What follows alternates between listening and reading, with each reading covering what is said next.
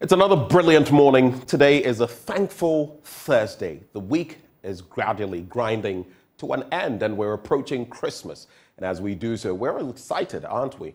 But hey, there's still a lot more to do till the year closes. There are many things we may not have done, but still things we can do before the year ends. Just a little bit of motivation for you this morning as we kickstart another installment of the AM show. My name is Benjamin Akakpo. Welcome aboard. Now, I'll be serving you the news shortly, followed by the news review, and guess who joins us? Development economist and senior lecturer at the University for Development Studies, Dr. Michael Ayamga, is our guest, which will be followed by sports with Mubarak Haruna today. And then we'll serve you the big stories. Now, in the first one, it's been a topical issue. It's back, yes. More than 9,556 teachers who sat the 2023 Ghana Teacher Licensure Examination have failed. It represents over 47% in the failure rate. Now, the National Teaching Council disclosed this in a press statement only yesterday, December the 20th, that out of the 20,181 teachers who participated in the exams, only 10,625 successfully passed. That's a pass rate of about 50%. We've got this on our radar this morning. And then as Christmas approaches, we get ready for that season. We'll be talking about how to keep your home devoid of any fire incidents, how to ensure that you stay safe and you don't end up burning all your painfully acquired property. This is important, of course, because of the arrival of the Harmattan, which is actually upon us. My colleague, Christiana Sweetie Abochi, has been spending some time with ADO1 Alex King Nate. You don't want to miss that one. You want to know those tips. You miss it, you miss out.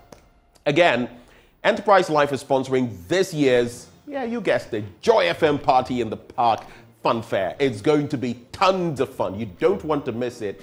You actually don't have to miss out on that, because if you're not there with your family, they're going to accuse you for a whole cycle, another year. So don't miss out. Come with your family. About 6 of you, only 200 Ghana cedis. The Abri Botanical Gardens. Ope Day. Well, stay with us. We'll be serving you the news right up next.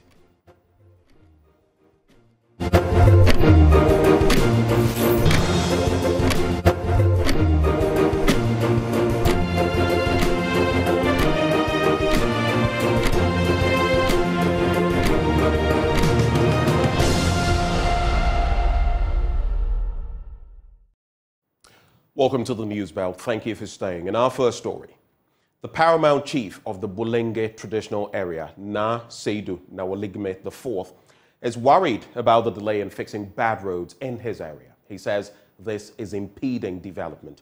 He wants government to redeem its promise and fix the roads. Na Seidu spoke at the second Chakale Malibu Festival at Bulenge, from where Joy News' Upper West Regional Correspondent Rafiq Salam reports. The second Chakale Malibu Festival, celebrated by the chiefs and people of the Bulenge traditional area, was held on the theme A United Chakale, representing our culture and identity for development. It brought together sons and daughters of the traditional area to strategize for the development of the area. It also gives them the opportunity to display the rich culture of the people.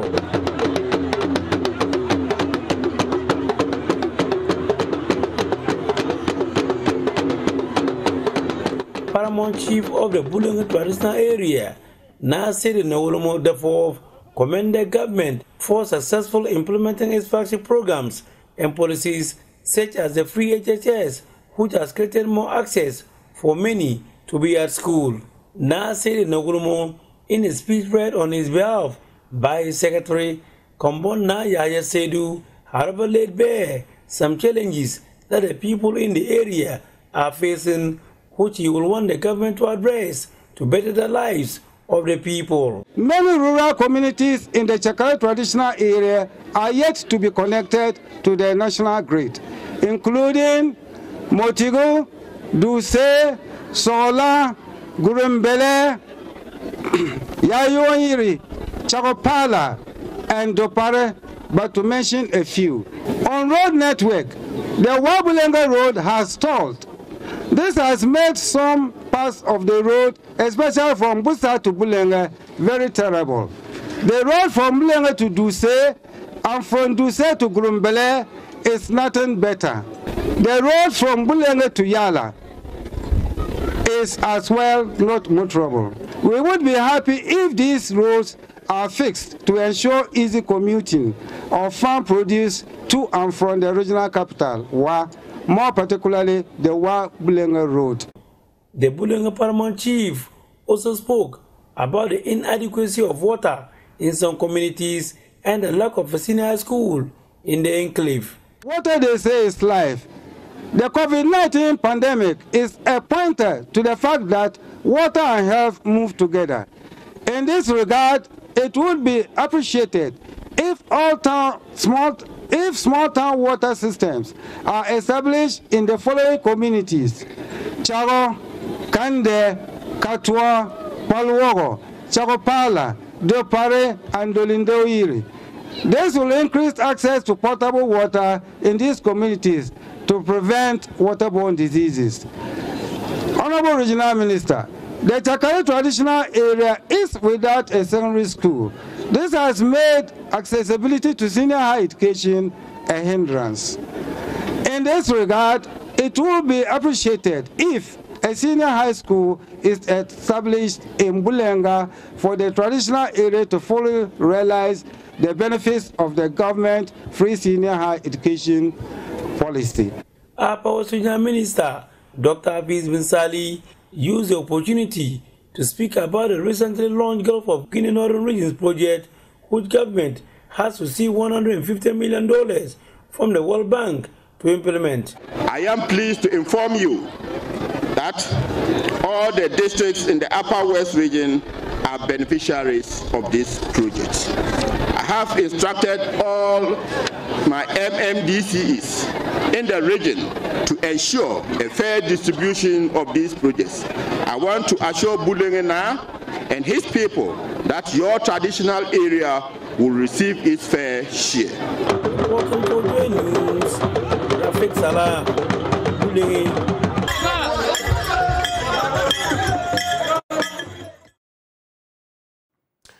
Now, residents of Edukrom in the Asokore Mampong municipality have elevated boulders on the community's roads to restrict heavy-duty vehicles and articulated trucks from indiscriminate parking.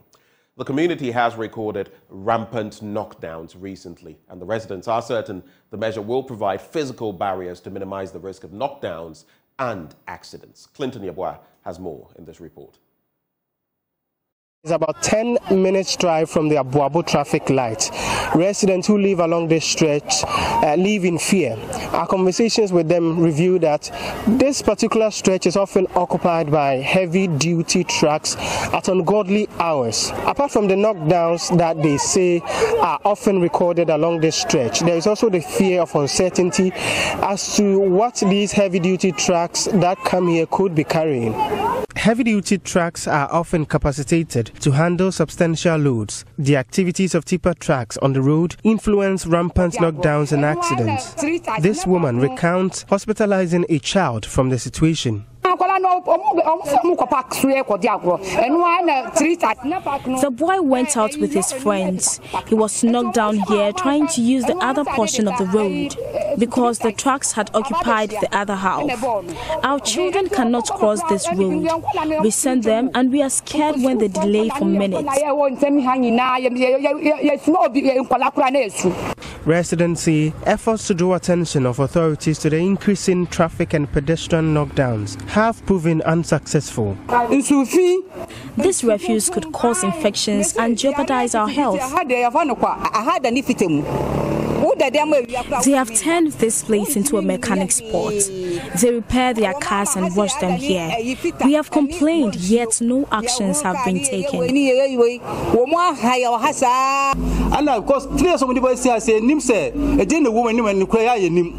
we have no idea what are in the trailers. We fought with them last week. They come at night from other places and keep the cars for weeks and months. We have sent petitions to the assembly and nothing has been done.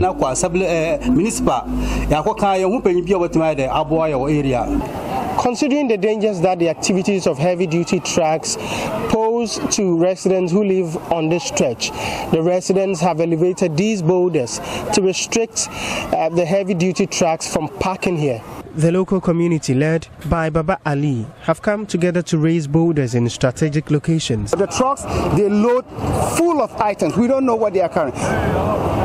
It could be highly flammable liquid, it could be hazardous material, it could be explosive.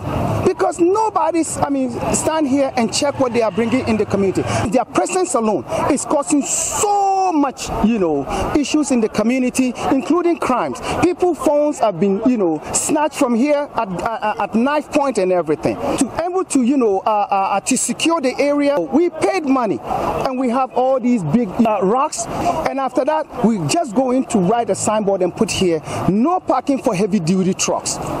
Reporting for Joy News, Clinton Yeboah. Now, biodigesters, which produce gas from organic waste for household and commercial use, are mostly expensive to build and sadly abundant during relocation. Fortunately, scientists at the Crop Research Institute have built a less costly and movable biodigester. Love FM's Kwesi Deborah speaks with the project lead, Dr. Shadrach Amponsah, for Tech Thursday. Constructed under the project Revenue Diversification Pathways in Africa through Bio-Based and Circular Agriculture Innovation, offers solution for managing organic waste, generating energy for communities and households. The components made from PVC tank and tubes can easily be disassembled in times of relocation. Dr. Shadrach Amponsah is lead scientist. This is a mobile biogas digester that actually is made of PVC plastic, and it's quite easy to use. The simple reason is that it is not too big, and it's something that every household can adopt. And I believe that it's one way to actually meet the SDG goals of clean water and sanitation. Now, here is the inlet for the digester, and then for us we are using the fish pond effluent, where we have the waste feed and then the fecal matter from the fish ponds. We feed this daily, and then it goes into the system. The system is already activated with enzymes and bacteria that are able to break down the waste, organic waste, to produce the gas. The gas comes out, and through this tube we are able to collect the gas. But because the gas is not only the methane, though we want the methane, it's not only the methane that comes out. It usually comes with other gases like carbon dioxide. We need to scrub the gas, and then we clean the gas, and that is a scrubber that we have locally manufactured, and then we are using that to actually clean the gas for use. And here we are with this stove, and then with this pump. Because today the pressure is low, we have this pump that we have some that is able to use batteries, so that even when you don't have electricity, you can still power it, and is able to pressurize the gas. You have to open this valve so that you allow the gas to come through, and then you turn on this, and then you can light it.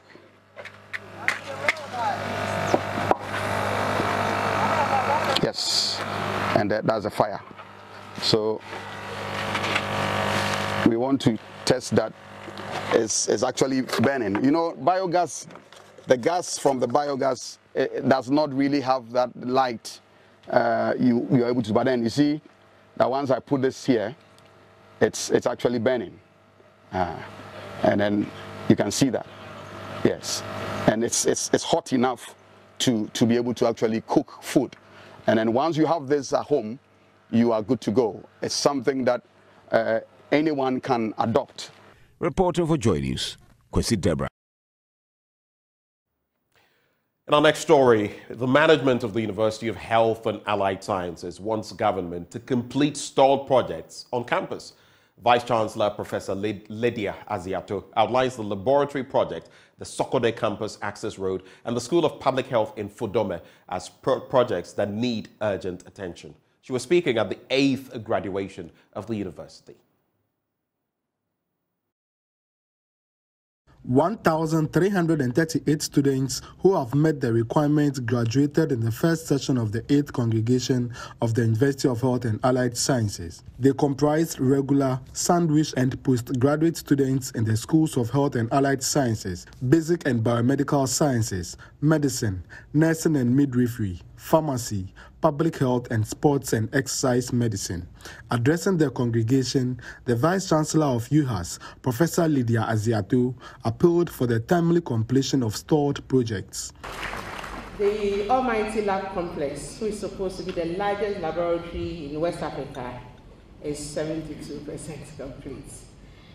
Honorable Minister's representative, this project started in 2014. Next year will be 10 years. And we are pleading that if 2023 is not possible, 2024 should not pass us by. So we are pleading that this lab complex and the Fodome project, which is only 58 complete, is also started in 2014, will help us through your good officers forget funds to release money so that we can complete these two projects. I would not want to add any more to the road. You came this morning, you saw it yourself, you experienced it yourself. The Deputy Director General of the Ghana Tertiary Education Commission, Professor Yaya Jakajie, assured of an early completion of the projects. Government in the coming months will be granting clearance to all tertiary institutions across the country. This is to enable them recruit and replace critical staff in the country, in their institutions. Let me also assure the University of Health and Allied Sciences that all projects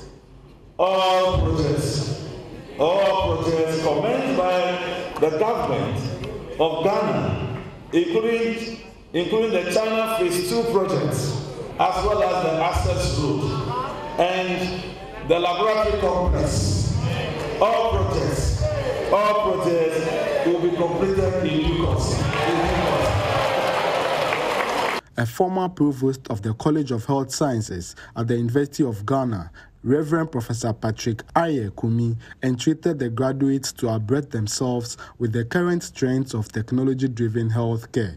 Distinguished ladies and gentlemen, the 21st century is widely recognized as the age of technology. In recent years, healthcare has experienced remarkable advancement through technological innovations. Consequently, stakeholders are constantly investing in technology-driven healthcare to guarantee the provision of high-quality services. As upcoming health professionals, you need to prepare yourself to effectively utilize this technology. Fred Kwame Asari, Joy News. Let's stay on education. Now, the Techima North Educational Directorate has honored 10 retiring teachers for their years of selfless service as teachers across the district. Bono East Regional Director of Education, Ifua Amwa, who was speaking at a ceremony in Tuobodom, lauded the directorate for the recognition and urged other districts to emulate same to improve education across the region. Anasabe has more.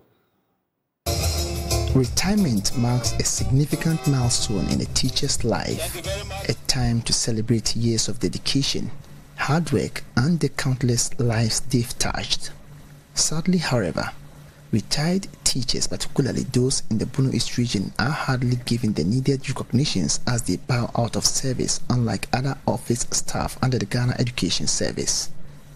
To change this age-long practice, the Techima North District Education Directorate, led by the District Education Director, is for the first time ever holding a send-off ceremony for 10 teachers going on retirement across the district.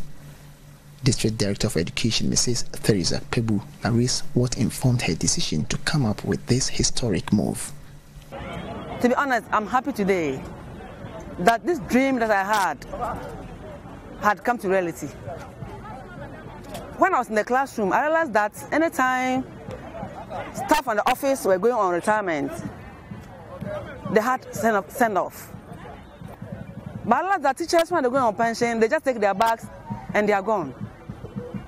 So when I became director, it dawned on me that why is it that only officers, staff in the office, organize send-off, and those in the classrooms cannot organize send-off? So when it dawned on me, I sold the idea to my management, and they bought into it. And that's how we've reached this far. Mrs. Theresa Pebu is optimistic that the move will motivate other teachers as well as leave a lasting memory in the minds of the retired teachers. It will be a lasting memory in them. For the fact that we even gave them citation. Citations are things that do not rot. If you hang it in your room, anytime you wake up and you look at it, I mean, it goes back to memory lane. And you can see the excitement in them. And since this is the first time, I can say that, I mean, it was successful. And the retirees are happy. It is serving as motivation to other teachers in the field.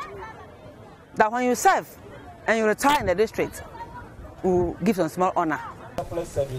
Regional Director of Education, Mrs. Ifua Amwa, lauded the Techiman North Education Directorate and admonished other districts to emulate same. I want to commend the district director together with the corps executive for initiating this great move. This is the first of its kind, I think, even in Bono East, and I'm sure it is a motivation for those who are yet to come, those who are to retire, hoping that they would also be recognized in due course. As I said, it's a great move, and I'm sure those who are represented here have seen. They can replicate it together with other stakeholders and also honor their retirees. She urged both teaching and non-teaching staff to serve with dedication to enable them impact positively on the educational system. Everybody's work is not an easy one, including teachers. So if we have this work which God has endowed us with, let us do it with dedication and with passion. Certainly, we would affect lives in a positive way. The retired teachers who were excited at the honor and recognition given them were thankful to the directorate and urged all to support teachers across the area. Mr. Chairman, we are very grateful to the district director, the entire directorate, the organizers of this program for the honor done us. We appreciate it very much. I hope this initiative will continue so that future retirees will also benefit from this initiative. Reporting for Joy News, Anas Sabit, Chebodo. What a dancing skills!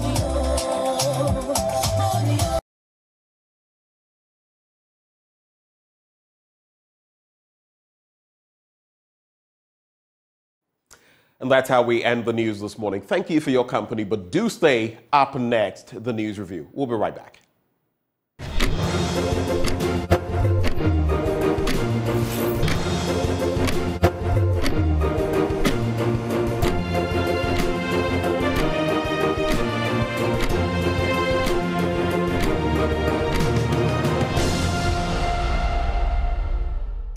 And we're back. Time now for us to get into the stack of newspapers here. Well, not so much of a stack today. It's pretty lean. I guess as Christmas approaches, we'll be seeing some of them falling away and reducing their pages. They'll be going on a diet. But we'll be here and we'll be sharing the relevant stories with you right here. Joining us for the review, I'll announce him shortly. But first off, let me let you know that Endpoint Homeopathic Clinic helps us bring you this segment every weekday without fail. Right? And here's what they are offering you. It doesn't end there. They are offering you 2 things for free, depending on whether you're a male or female, and it's health related. If you're a man, they're offering you prostate screening for free. I don't know about your health maintenance, so to speak. how you check yourself out every year and all that. But it's getting to the end of the year. Don't you think it's only an apt opportunity for you to check your prostate and know what is happening there? It could lead to disastrous health circumstances for you if you don't. If you're a woman, what's the status of your fertility? Do you know? Or for you, it's just about, oh, I'm a woman, I have my normal cycle, everything is right with the world. For all you know, there could be so many things going wrong, which could actually impact your ability to give birth in the future. For you too, Endpoint Homeopathic Clinic is offering you screening for free. Now here's where you can locate them if your interest has been piqued. Here in Accra, they are located at Spintex, opposite the Shell signboard. If you're in Kumasi in the Ashanti region, they are at Kronum Abwehia behind the Angel Educational Complex. There's Anaje Estate in Takrade. There's Community 22 in Tema. There's Techiman, Hanswa, and Esiama and Zama. Their call lines are 2. Here they are. 0244 867 068 or 0274 234 321. Endpoint Homeopathic Clinic, the end to chronic disease. But just the start of the news review, it's a pleasure to be joined by development economist and senior lecturer at the University for Development Studies, Dr. Michael Ayamga. He is my guest. Doc, good morning to you. Dr. Ayamga, are you with me, please? Yes, I am with you. I'm with you. You Great. can hear me? Well, I can hear you now. Initially, I couldn't hear you, but I can hear you now. I see you with your piece of paper and your pen ready to note down what we're going to be discussing. But I'm going to throw the ball into your court first and ask. Over the last week, since we had an interaction, a lot of things have happened, including the SML expose, the 3 billion Ghana cedi lie, among others. Which of these would be the most topical that you'd like to talk about in about a minute and a half before we get into the main papers? Yes, thank you. Ben, over the week too, I think I was out of the country, but I did get snipers of the discourse, and I was particularly not surprised by either of them. You know, when you live in a society like ours, it doesn't take long before in the inaction of our institutions on corrupt acts and malfeasances become normalized in society. So much as I find these appalling, and it's unbelievable that in a democracy like ours, with institutions that have stood over time, these things still happen. But worse things have happened and nothing has happened, and that is where we are gradually getting to. It's uncomfortable to feel this way, that something the magnitude of $3 billion has been siphoned out of state coffers, and it looks normal to everybody. That is the state of apathy and the state of lawlessness this country is getting to, where you see these things as a part of the process of partisan politicking and part of the rewards for supporting particular political dispensations. The inaction of the institutions is mind-boggling. It's surprising that this is not causing stirs in the various institutions, particularly institutions like the Peace Council, the Council of State, the clergy in the country, and what have you. None is talking about this. And when we seem to be comfortable with these things and not commenting on them, society suffers. And so sometimes I just feel it's a waste of your time to be going into the nitty-gritties of these things when the institutions that ought to be fighting these things take them as a business as usual. But hey, I think that, Ben, if you are in this country and these things are happening, you ought to be very, very concerned with how you spend every CD you get. We also do know that SML has come through with its own arguments, with a statement, so to speak, on the back of this development, claiming that what was put forward in that documentary, the 3 billion Ghana cedi lie, is not exactly correct. For example, they say the deal worth about $100 million is not for 10 years, but about 5 years. And they go on to talk about even the figures themselves. But a lot of people have called for the OSP to delve into the matter so we can know what is fact and what is fiction. I see Manasseh Azure when they're posting, for example, in recent times, I saw it this morning. Dear GRA, are you saying your hardworking customs officials at the depots and petroleum industry are so corrupt or incompetent that you would have lost 3 billion Ghana cedis if SML hadn't intervened? Where would that money have gone? Even when you don't use SML figures for tax. Okay? So a lot of people are saying that some of what is now emerging is all a joke, all a cover-up. If there's nothing to hide, I'd like to hear from the finance minister on this matter. I'd like to hear more from SML, because from what I saw in that documentary, I was not convinced in any way. I'd like to listen to the OSP delve into it. Unfortunately, the OSP doesn't have anything really to show. He's gone through a number of cases. I salute him for that, but no real results about anyone getting incarcerated or anything, or suffering any penalty for anything that has been done, from Charles Edubuahin to Cecilia Dapa, well, that is still ongoing, to the Colonel Damwa issue, to whatever. I'm not necessarily declaring them guilty, but I'm only saying the processes and how they were truncated smacks of a whole lot. In the meantime, we're saying we're fighting corruption, and there's NACAP, and now there's even NACAP 2 that we are looking forward to. As a people, I simply do. But thank you for sharing those quick reflections. Let's get into the papers now and digest what they have for us, starting with the Daily Graphic newspaper. Economic zones policy outlined as government baits companies. Then there's also SML. ICOMs fetch over 3 billion Ghana cedis. That's according to the GRA. Ayo. Let's stay in it. MasterCard, MIDA invest $6.1 million in rice value chain project. GJA launches third African media convention, and Supreme Court not populated. Justice Kofi says so. He had a stern in front of the vetting committee in Parliament yesterday. Keep Accra City clean. Henry Quartey to MMDAs, and Gassem Foundation supports Kolebu Children's Cancer Unit. We thank Gassem for that. They have handed over 3,000 bags of cement to the oncology unit of the Kolebu Teaching Hospital to support in the construction of a new ward for children battling with cancer. And that is indeed heartwarming at this time of year. Congratulations, Gassem. You've done what Napoleon couldn't do. And of course, Henry Quartey, the Greater Accra Regional Minister, has entreated metropolitan, municipal and district assemblies to work to ensure that all public places were kept clean at all times, particularly during the Christmas season. But Mr. Quartey, have you gone round and seen what Accra looks like? It's filthy in many places. And the Daily Graphic captured it yesterday. The cleaner city in Africa bit has become a bit of a coarse joke. But then economic zones policy outlined as government baits companies. The government is formulating a special economic zones policy to create an environment to attract domestic and foreign companies to establish their base operations in Ghana.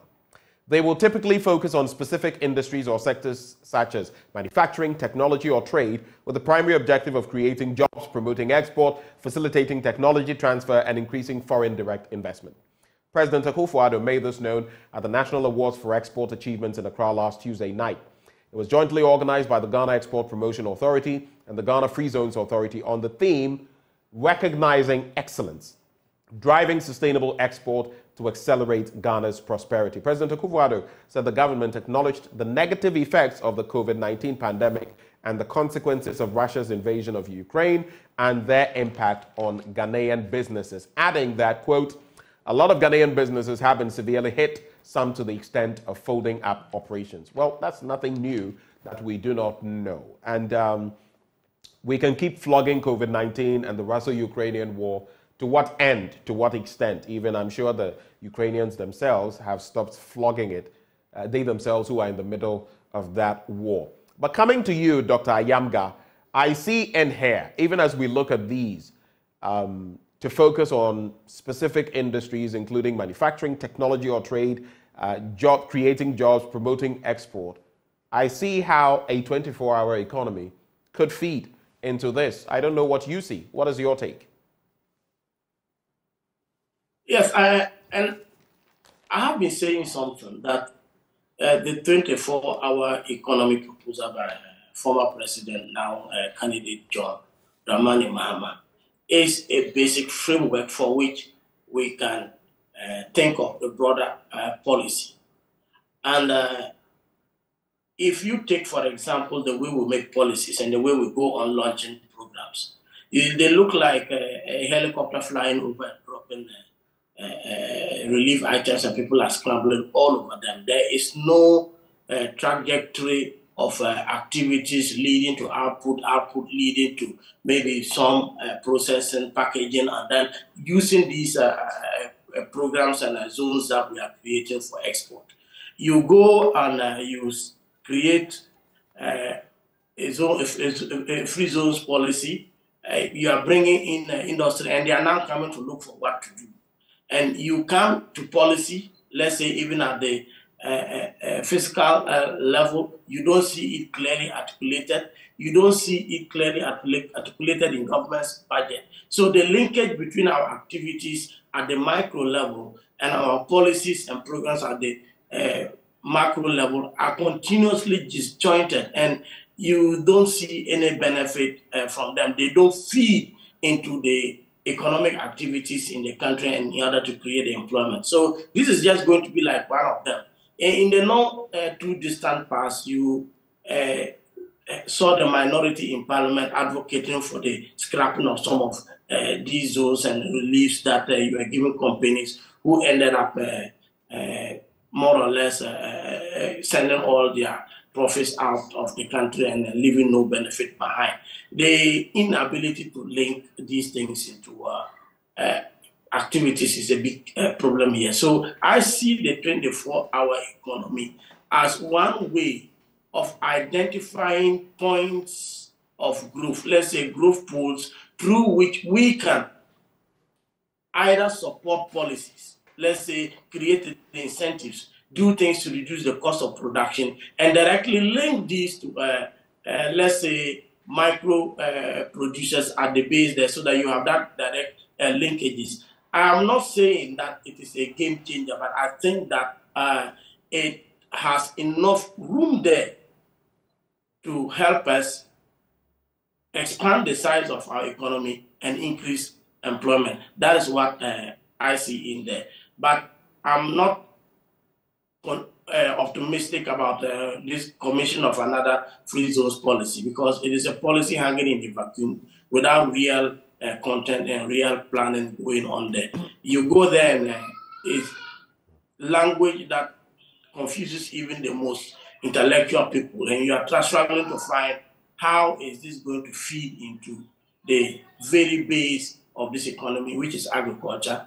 How is it enhancing our value chains, and how is it ensuring that much of the proceeds of production, processing and marketing gets fairly distributed, so that we don't have inequality at the end of the day. Those are the challenges that we are facing. And I think that before we sign these policies, we must look for the clear-cut linkages between the various sectors before we start touting them as opportunities to create growth. I don't see them directly that way, because I think they are disjointed. All right, not properly coordinated then. There's also SML ICOM's fetch over 3 billion Ghana cedis. That's according to the GRA, reiterating what the Daily Graphic had put up years ago or some time ago about 1 billion Ghana cedis and then 3 billion Ghana cedis. It's been brought into question, but the GRA is reiterating. What I do wonder, though, is, for example, if the leadership of the GRA were to change, would the script be the same? Food for thought. But let's get into that. So the Ghana Revenue Authority has stated that extra revenue gained from the deployment of assurance systems on petroleum storage depots and the single window system have yielded more income for the country in excess of 3 billion Ghana cedis across 2 years. The authority said sensors and real-time data reconciliation implemented by Strategic Mobilization Limited, SML for short, significantly improved revenue collection, and that those systems, combined with the Integrated Customs Management Systems, ICUMS, led to increased reported volumes from 350 million litres per month in 2018 and 2019 to 450 million litres per month from 2020 and 2021, representing an increment of 33%. The Communication and Public Affairs Department of the GRA, which released the statement in Accra yesterday, said, on behalf of the board and management of the authority, said the improvement represented an extra 100 million litres per month on the average at a levy rate of 1.44 Ghana cedis. The extra revenue, quoting the GRA, variance gained for the 2 years will exceed 3 billion Ghana cedis. This performance is attributable mainly to the introduction of ICUMS and SML systems, the statement said. Ayo, Ghana we day. Like I said, if the leadership of the GRA were to change today, would the new leadership be saying the exact same thing? That's question number one. Have we found out why Finance Minister Ken Ofori-Atta is in the thick of things on this matter? No, I'm not suggesting anything, but where certain things normally would go through certain processes and certain directors, if you have the Finance Minister himself spearheading it and touting SML with a number of things, can we find out about conflict of interest or anything in there? When he takes he seizes the opportunity to personally put pen to paper and sign off on some of these documents, when he singularly says that there's going to be an expansion contract on SML, it gives me a lot of food for thought. And the final one. So the GRA staff, of course, anonymous, that the Fourth Estate engaged on these matters, who expressed shock, surprise, that SML was making the claims it was making. They were of one school of thought, and now the leadership of the GRA is also of another school of thought. Which one do we take? There's also Supreme Court Judge nominee Justice Henry Anthony Kofi has ordered a contrary opinion on the supposed packing of the Supreme Court, saying it is within the confines of the Constitution. He said while the Constitution gave the minimum number of Supreme Court judges to be not less than 9, it did not give a ceiling, something I think we ought to look at moving forward, because I feel it is being abused, it has been abused, it will be abused. And he said to say that even the United States had just 9 Supreme Court judges, while a small country such as Ghana had 16, could not be properly contextualized. Justice Kofi explained that the U.S. ran a federal system of government where each state had a number of Supreme Court judges, so put together they would be far more. But they are running a federal system. I beg to differ on certain points. They are running a federal system. Recently, we know how the Colorado Supreme Court of that state decided that, look, Trump is not fit to be on the ballot. And now that has been taken to the Supreme Court of the entire Federation of the United States. So I don't know what the reflections are, but in the words of Wontumi, whom am I? In the words of Wontumi, or better still, who am I?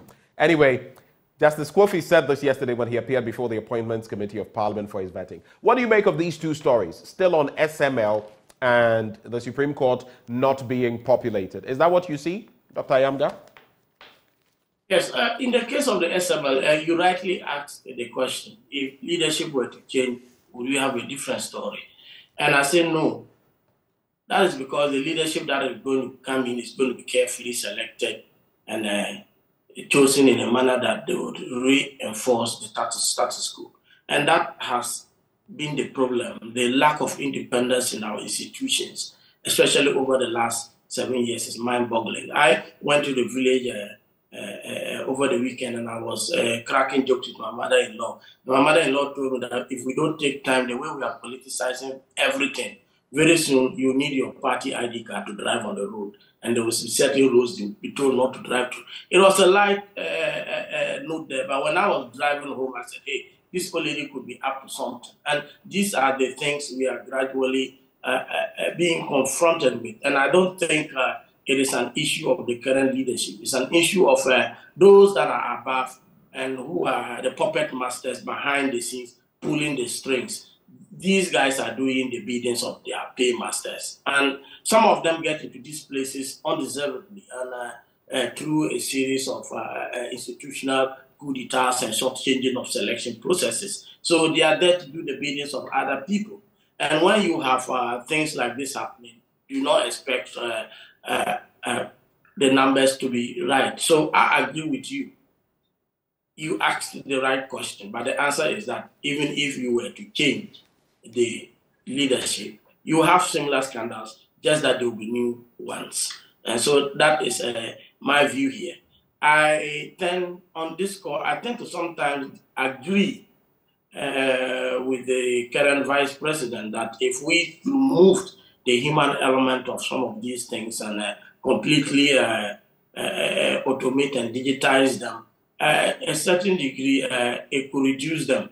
But one thing I've realized in Ghana is that the more technology you introduce without integrity, without the moral authority to be an example, the more you create avenues for people to loot. Take the computerized placement system in schools, for example.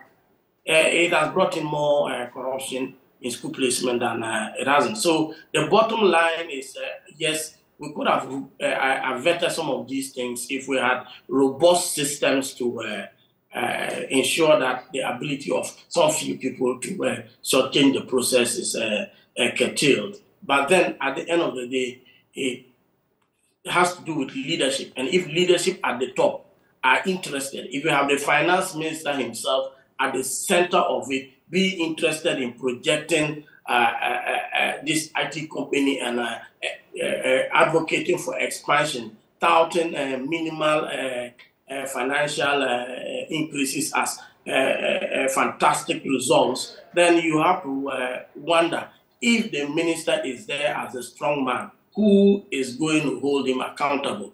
We have already seen that even the members of parliament couldn't do anything to the finance minister. The president whipped them into line. So it is safe to think that anywhere you see anything with the stamp of the Honorable Ken Ofori-Atta in it, you better run for cover. And that is why there's no one talking about it. I think that the minister has to remove himself from this process and allow people to take action, allow due process to go on. You can't be signing off things as minister when there's supposed to be a process. You can't advocate for expansion when there is no due process and no a tendering or a policy document that suggests that an expansion is needed. So I think that these issues are worrying, but more worrying is the unseen hands of the minister and the Jubilee House in this issue here. It has to take an anonymous GRA worker. That should tell you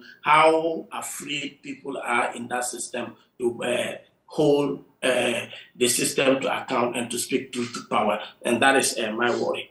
On the issue of the Supreme Court,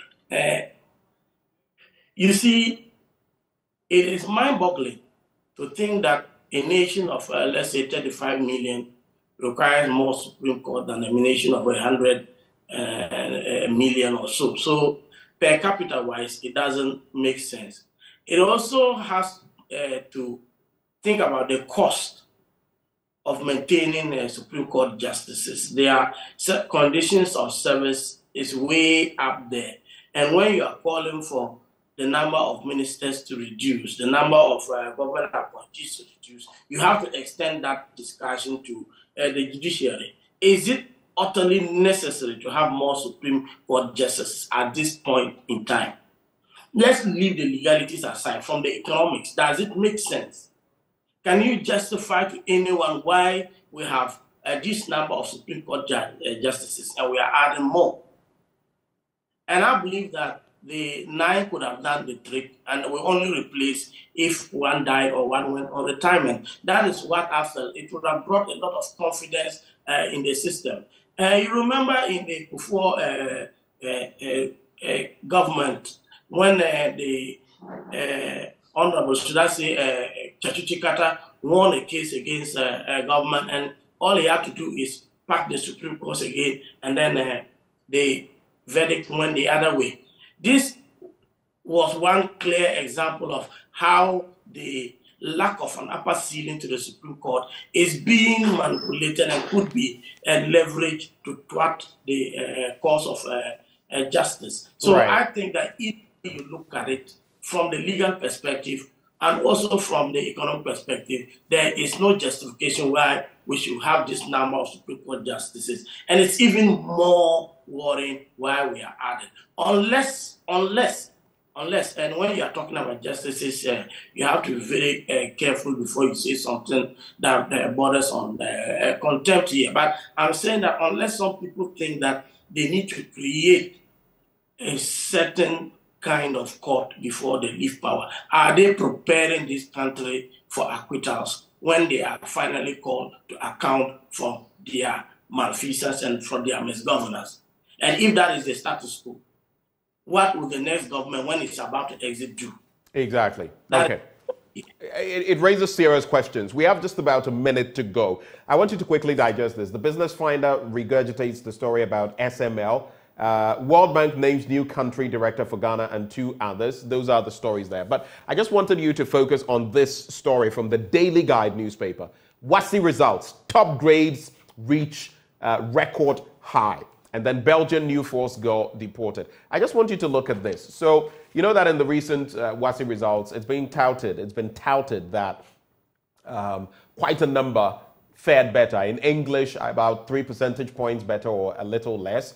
And top grades for West African senior school certificate examination results this year have reached a record high, with more than 60% of candidates obtaining A1 to C6 in all core subjects: English language, integrated science, mathematics, and social studies. The results of the 2023 examination, according to a trend analysis of the aggregate percentage passes, are the best in 9 years, 5.79% higher than last year when 63.94% achieved top grades. But my question, how is that reflecting at the next level? We say they are good, right? When they get to the tertiary institutions, how do they fare? You lecture at the UDS. With these students coming in, what do you see? I'd like you to share that in a minute with me, and then we cap off the conversation. You don't want me to say what I want to say. I don't want you to say what you're about to say. Please say it. Say it as it is. I think you read my blog this morning. I wrote on my blog this morning. You see, the issue is we are tickling ourselves and laughing, and the world is not laughing with us. We do not have an examination system in this country. I teach in the university in the last 5 years. The worst students I've seen in my 20 years in the university. And I'm not missing words. You are dealing with guys who came to the university with distinctions, can't take their own notes when you are lecturing, and when you give them notes, they can't copy.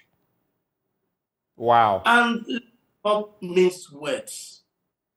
This is a league of examination malpractices, not exams. We have the worst examination malpractice in this country. And instead of us to be wondering why students that receive less contact hours without textbooks, stayed in the house most of the time, didn't actually do any serious learning in terms of covering their syllables, get the best results, and we are okay. And now we're even finding out that some of them managed to use AI, artificial intelligence, of course, with the help of others during the exams, and those have been segregated. If the students use AI, at least they have learned something they are using to cheat. I'm okay with that. It is up to the teachers to also be able to learn AI and stop students from cheating. So the AI talk doesn't actually bother me. What bothers me is when you have heads of schools calling teachers to come and help. I gave somebody a lift. I was just driving from my house, and then he stopped me around the Yoni roundabout. I should move him to the Abedipele roundabout, if you know Tamale very well. And while I was going, the head teacher called this young man to come and help the students that were writing. The teacher said he didn't have the answers and the questions. He said, they were sending him. By the time I got to Abedipele roundabout from Yoni, the things had arrived. And then he dropped off and then thanked me, and he's going to help. And he complained all the way. But Dr. Ayamga, did you report this? I didn't know. I just gave him a lift. And why should I report it? It is a norm. I mean, Ben, you and I live in this country. We know what is happening. The only people that suffer are children from households whose parents are well standing and these kids can go and parents that give me money to go and bribe some people to allow me to cheat. They are the ones that suffer. The ones that suffer are the schools who do not have the teachers who can answer the questions and who do not have the resources and the networks to procure answered questions for their children in examinations. So we cannot be touting these results. I'm particularly shocked that when all this was going on, our country was asleep. Well, because at the end, we are going to bring people in. Now we are facing a headache to select students. We'll bring the worst possible students into medical school, into engineering. And these are the ones that are going to treat you and I when we finally grow old and we need medical assistance. God save us. God save us is all I can say. But thank you, Doc. We have to leave it off at some point.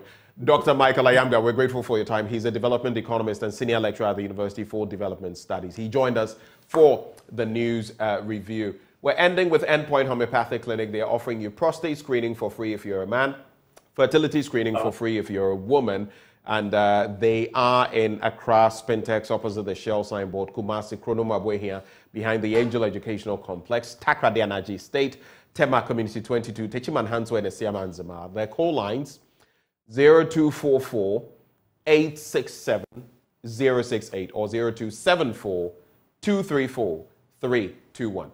Endpoint Homeopathic Clinic, the end to chronic disease. Sports is up next. Yesterday, Barcelona beat Almeida, among others, but the real test, you know, with Napoli. Anyway, all of that coming up in sports. Do stay.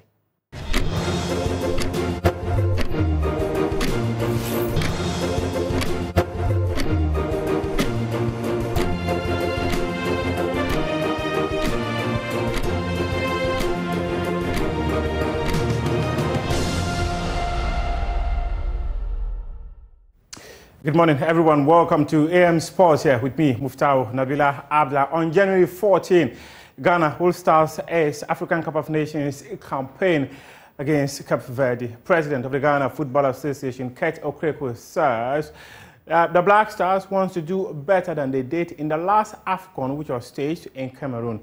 In that tournament, Ghana exited the competition with only 1 point after losing to Morocco and Comoros in their group.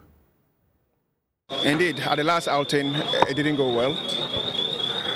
Everybody in Ghana saw what happened.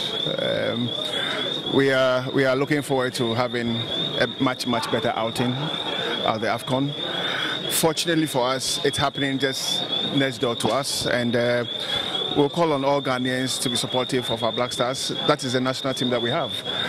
And even if it is that the national team are not scintillating as we would love, that is the national team we have. And it's important we throw our weight behind the boys so they have the right levels of energy to be able to perform for Ghana. President, when you say the team is looking to perform, what would be that realistic target for the Black Stars in Cote d'Ivoire? I think we are here to talk about Techno and the Ghana Football Association. I'm not here to speak really about the AFCON. But obviously the AFCON is right around the corner, and we want the Black Stars to excel.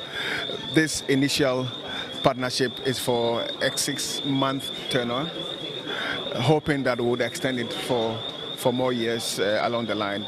Indeed, it must be mutually beneficial to the FA and to Techno. And when we play our part, and when they are happy, and when they play their part, and we are happy, I'm sure we will extend this relationship.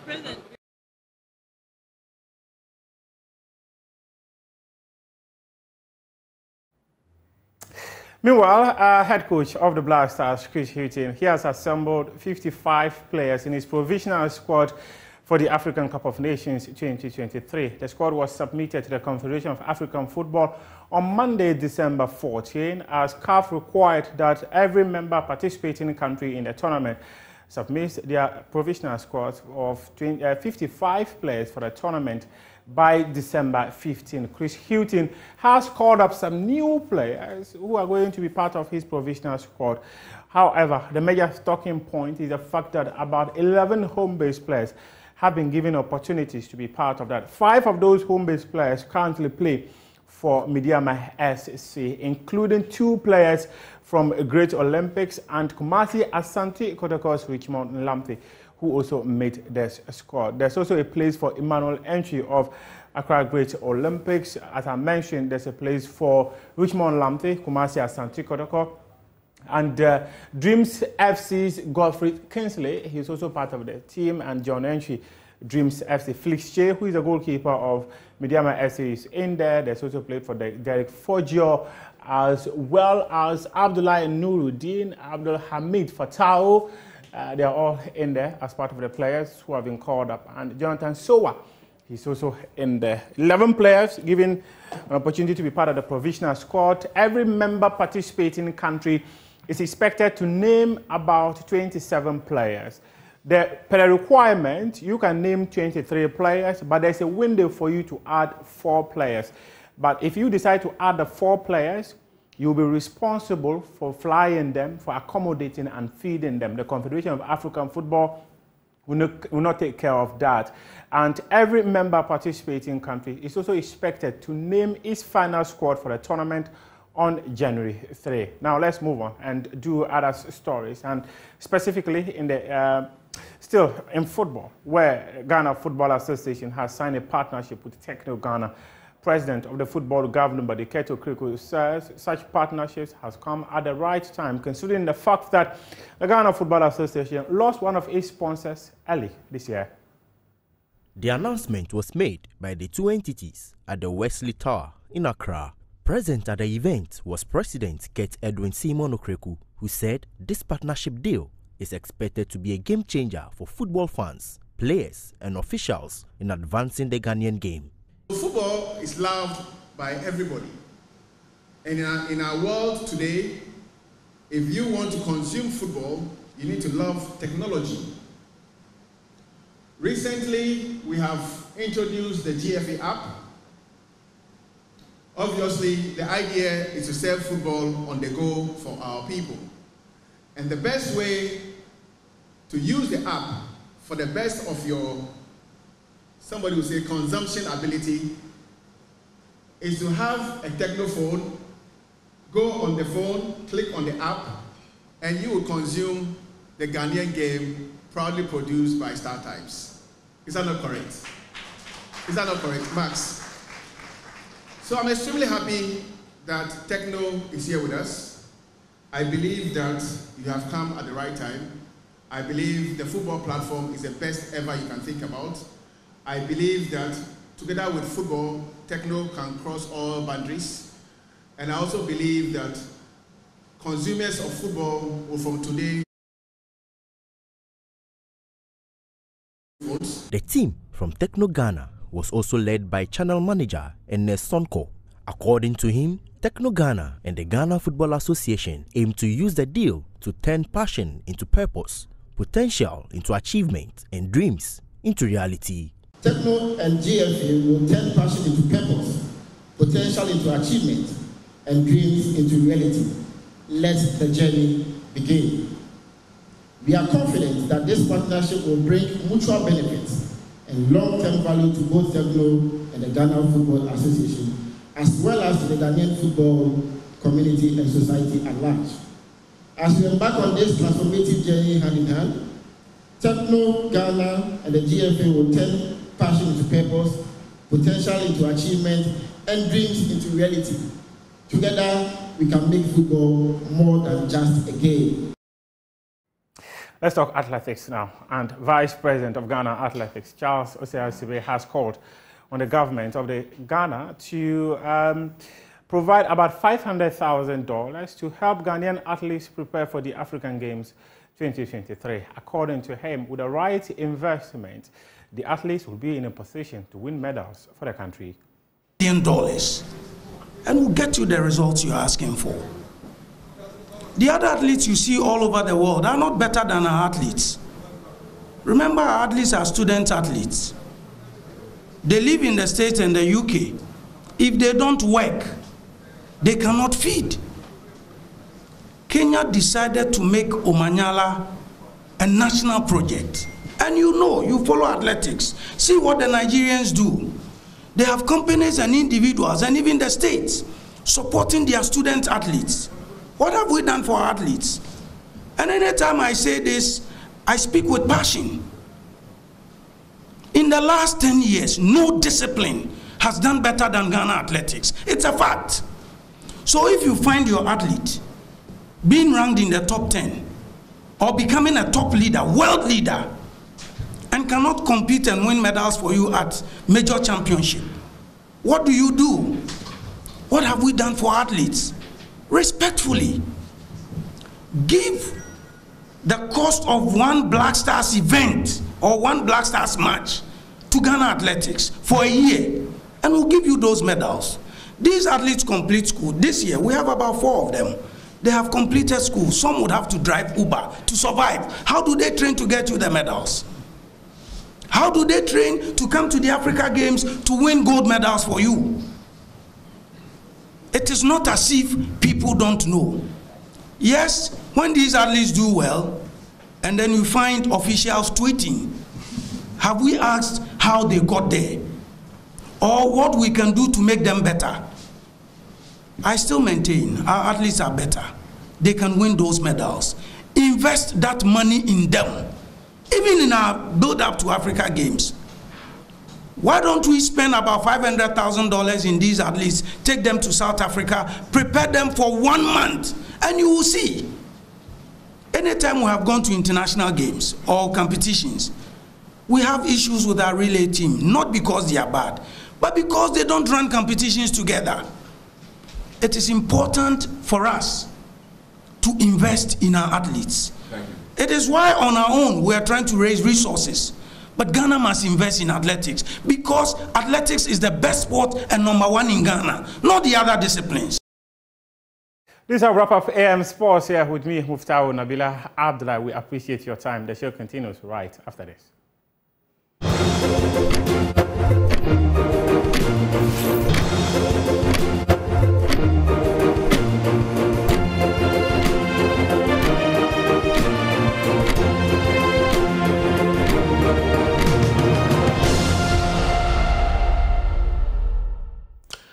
Welcome back on the AM show. As promised, we kickstart our big stories with that major story. A stunner, a shocker, but nothing new. More than 9,556 teachers who sat the 2023 Ghana Teacher Licensure Exam failed. That is the statistic of over 20,000. That constitutes 47+% of those who sat the exam who did not make it. But the questions, why do we have the repeated failures? Is it any testament to the lack of quality, or is it that the examination is too skewed? Well, joining the conversation this morning, we have Dr. Peter Anti, who is with the Institute for Education Studies. He kickstarts the conversation with us. Dr. Anti, a very good morning to you, sir. Good morning, Benjamin. How are you? I am well. I hope you're well too. Yeah, I'm doing very fine this morning. All right. Let me start with you. So what is your reaction to this latest bit when it comes to the teacher licensure exam and the pass rate, or better still, the failure rate? What's your quick reaction? Okay, so I think first and foremost, we need to make certain points clear. Okay. Because I've been reading on Facebook and social media and even on traditional media platforms that teachers have failed exams. I think we have gone through this already. Let's understand our system. Our system is designed that when you want to be a teacher, you go to the colleges of education, you come to the traditional universities or your universities, and then you have to do a B.Ed program.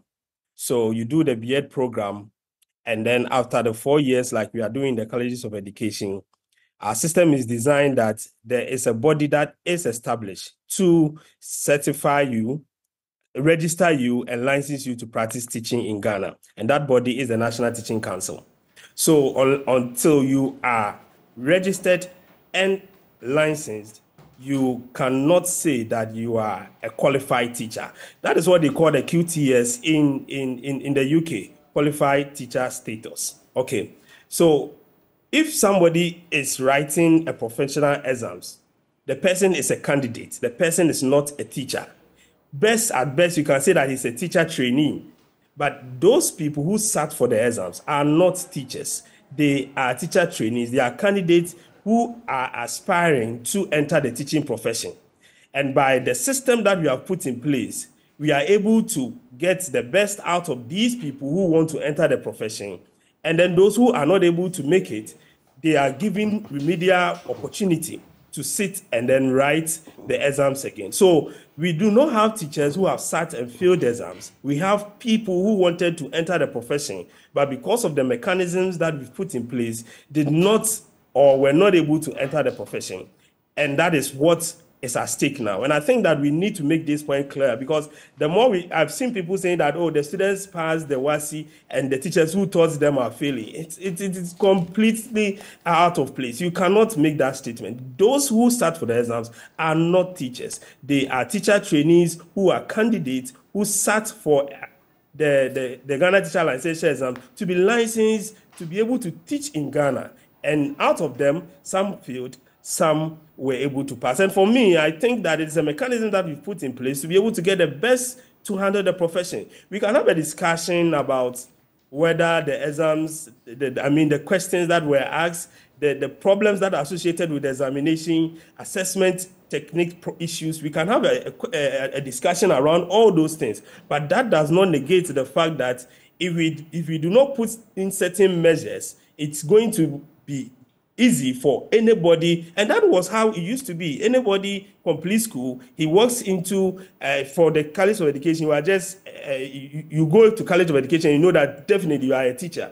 For those in the universities, you finish and then you find one or two places and then you are teaching. Some of us after SS, we got opportunity to teach in private schools. But now the system is being streamlined and professionalized to the extent that if you do not have a license from the National Teaching Council, it is by law going to make it difficult for you to practice this profession in Ghana. And I think that we should all embrace some of these things and then allow them to roll. For the pass and the failure rates, I believe that it is normal of professional exams that are written in Ghana. People sit for the accounting professional exams, the ICA, ACCA, people sit for law exams, people sit for the nursing exams, and some of them are not able to make it. It doesn't call to question the quality of tuition that they receive in their institution.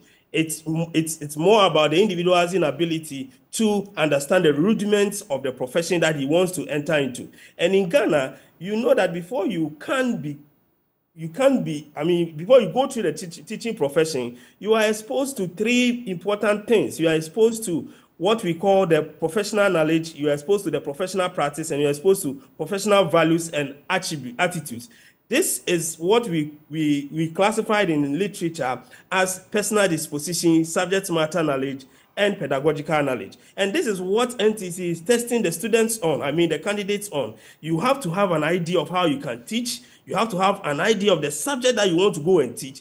And then you have to have general idea about the educational system that you want to operate in. So these basic knowledge that the NTC wants you to demonstrate through the pen and paper exam, if you're not able to do that, then there's no way that anybody would want to push and say that these people should still go ahead and then be those who are going to impart knowledge to our case in the various pre-tertiary level. Let me bring in Larry Agbado, who is editor, Teacher Education Journal. Larry, thank you for making the time to join us this morning. For you, this is a conversation we have had from different aspects in the past. But for you, is there any surprise in the numbers that we're seeing? The pass rate, the failure rate, anything that is curious to you in the latest results? All right, thank you very much, my brother.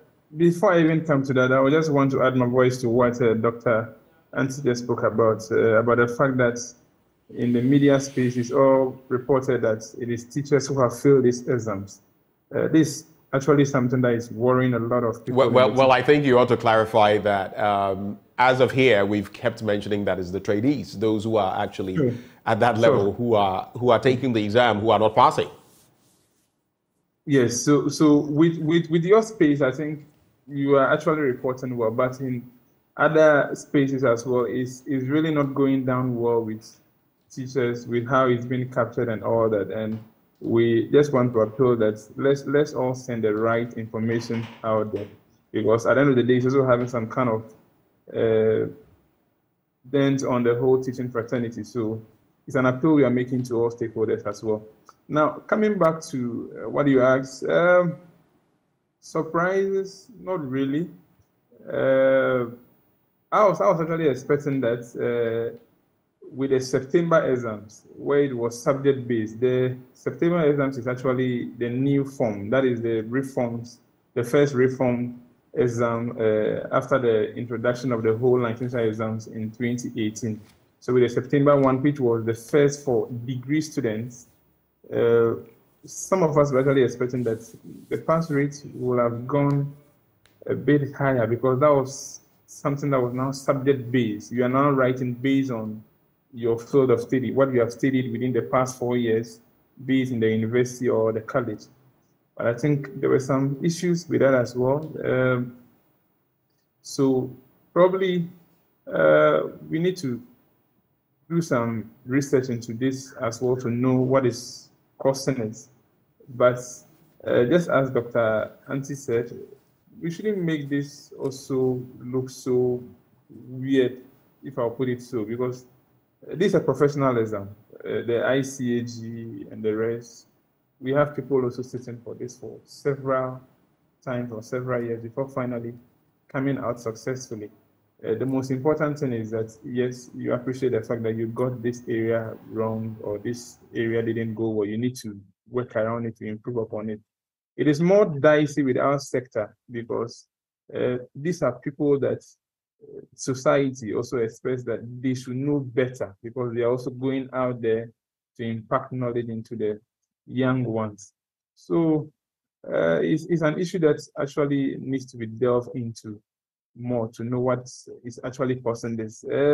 For the degree students in particular, the reform exam that was written in September, you know, the results should have been out long ago, but there was this issue of the pass mark being debated among the student leadership and then the stakeholders like the Ministry of Education and then the National Teaching Council itself.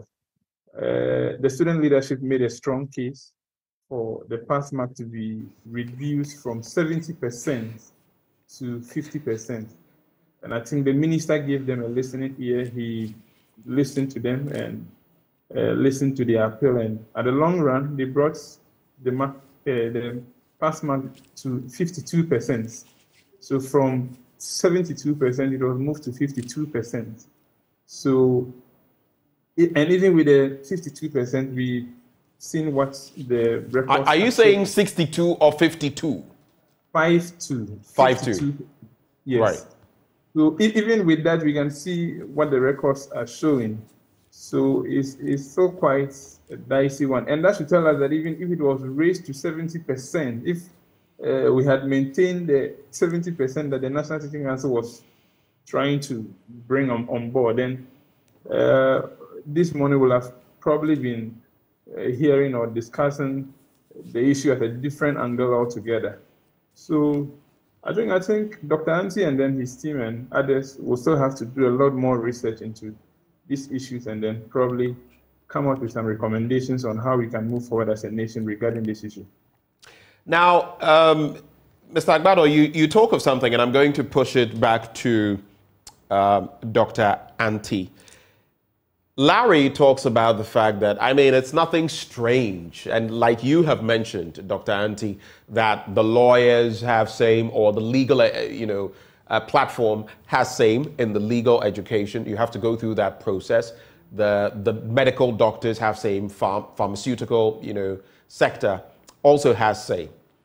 The accountants have same, marketers and more. But consider this. These are trained people in the colleges of education. They've received training, which should ensure in every profession you would have some who will fall below the bar. But after having gone through years of training for this specific purpose, what then would the problem be? The colleges of education and the sort of teaching these trainees are getting, or what exactly would the problem be?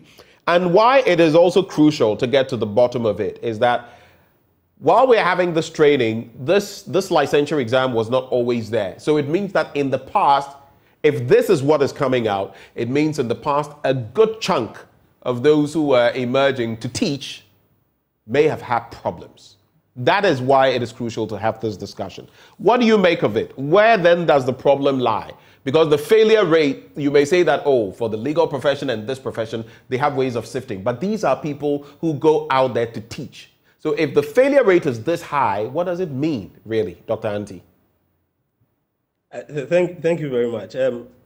I would not want to hazard a guess. I've done, I think, 2 papers on the Ghana teacher licensure exams, and I just did with the perception of the candidates on in relation to the exams. They have varied challenges that they sometimes bring up. They talk about these were the initial stages of the licensure exams. They talked about the lack of materials that were not, available for them to revise before they write the exams, and other challenges. So there will be issues that we need to actually research into and then really find out what is really happening. But that for me should still not be an excuse. And I say this because of this simple reason. I'm interested in economics. That is my field.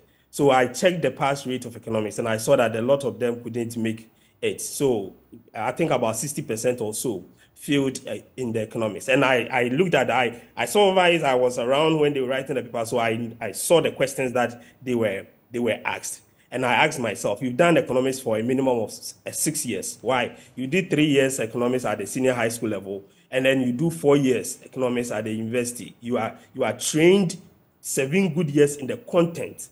3 years at the senior high school level, at least 4 years. I don't even talk about those who might have sat for remedials to be able to still pass. So a minimum of 6 years, you have done content in this particular subject.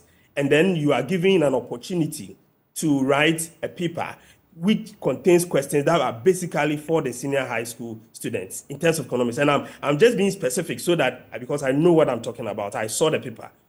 And yet you couldn't get 50% of the people who sat for the exams to pass. You cannot put this at the doorstep of those who trained them.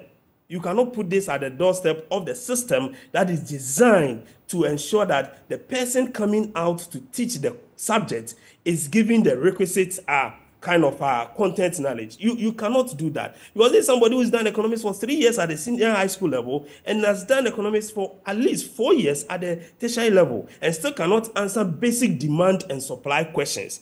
How do you expect such a person to go through the system and come and teach the students at the senior high school level economics? And that is why, for me, I'm very passionate about this process, because it's giving us an indication that maybe we still have to have a second look at the whole process of training the Ghanaian teacher. All right, of course, there are some who have gone through the system, and that is why the reform is designed in such a way that if you're already in the system, you still need to do something. You still need to go through continuous professional development. You need to ensure that you are building your portfolio. You need to continuously update yourself so that you'll be able to give the students the current knowledge that it is in the area that you are teaching. And this is the way we have to go, because these are people who are training or imparting knowledge. You cannot continue to impart the old knowledge or the wrong information that you have to the students that you are teaching. You are just wasting your human resource in the years to come. And the unfortunate thing is that when a teacher is not able to deliver well to the student, the impact on the student is felt so much to the extent that it can transcend to generations. So we really have to really delve into what is really happening in terms of the number of students that are not able to pass these things. But for me, it still tells me that some of our candidates are still not prepared to enter the profession, and they need to sit back and then go through the process again. And this is evident with the economics paper and the pass rate that came out with the exam that they wrote. For you, Larry, would you share in the sentiments of Dr. Anti, and where do you think the crux of the matter is, the core of the problem? Where do you think we can situate it? All right, thank you very much. So yes, I partly agree with him. But if you look at what the training institutions are also offering our students, you also appreciate the fact that they are giving their best. There was a research that was conducted recently, and the findings from those research, a part of it indicated that, in the past, records show that student teachers from the colleges of education had a high pass rate as compared to graduates from the universities. And one of the reasons for that was the student teachers in the colleges were being trained with the national teacher standards.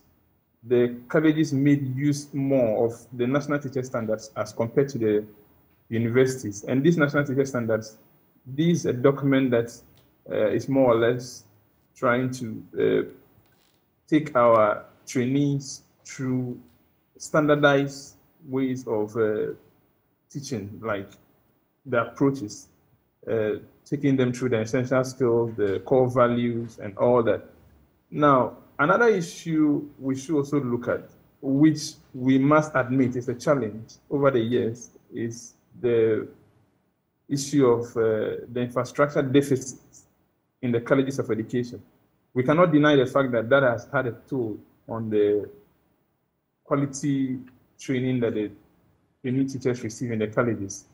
In the past, let's say 5 to 6 years, the colleges have more or less been running this double track system where some are home, some are on campus. They just come to spend 6 weeks, go back, come back, prepare for exams.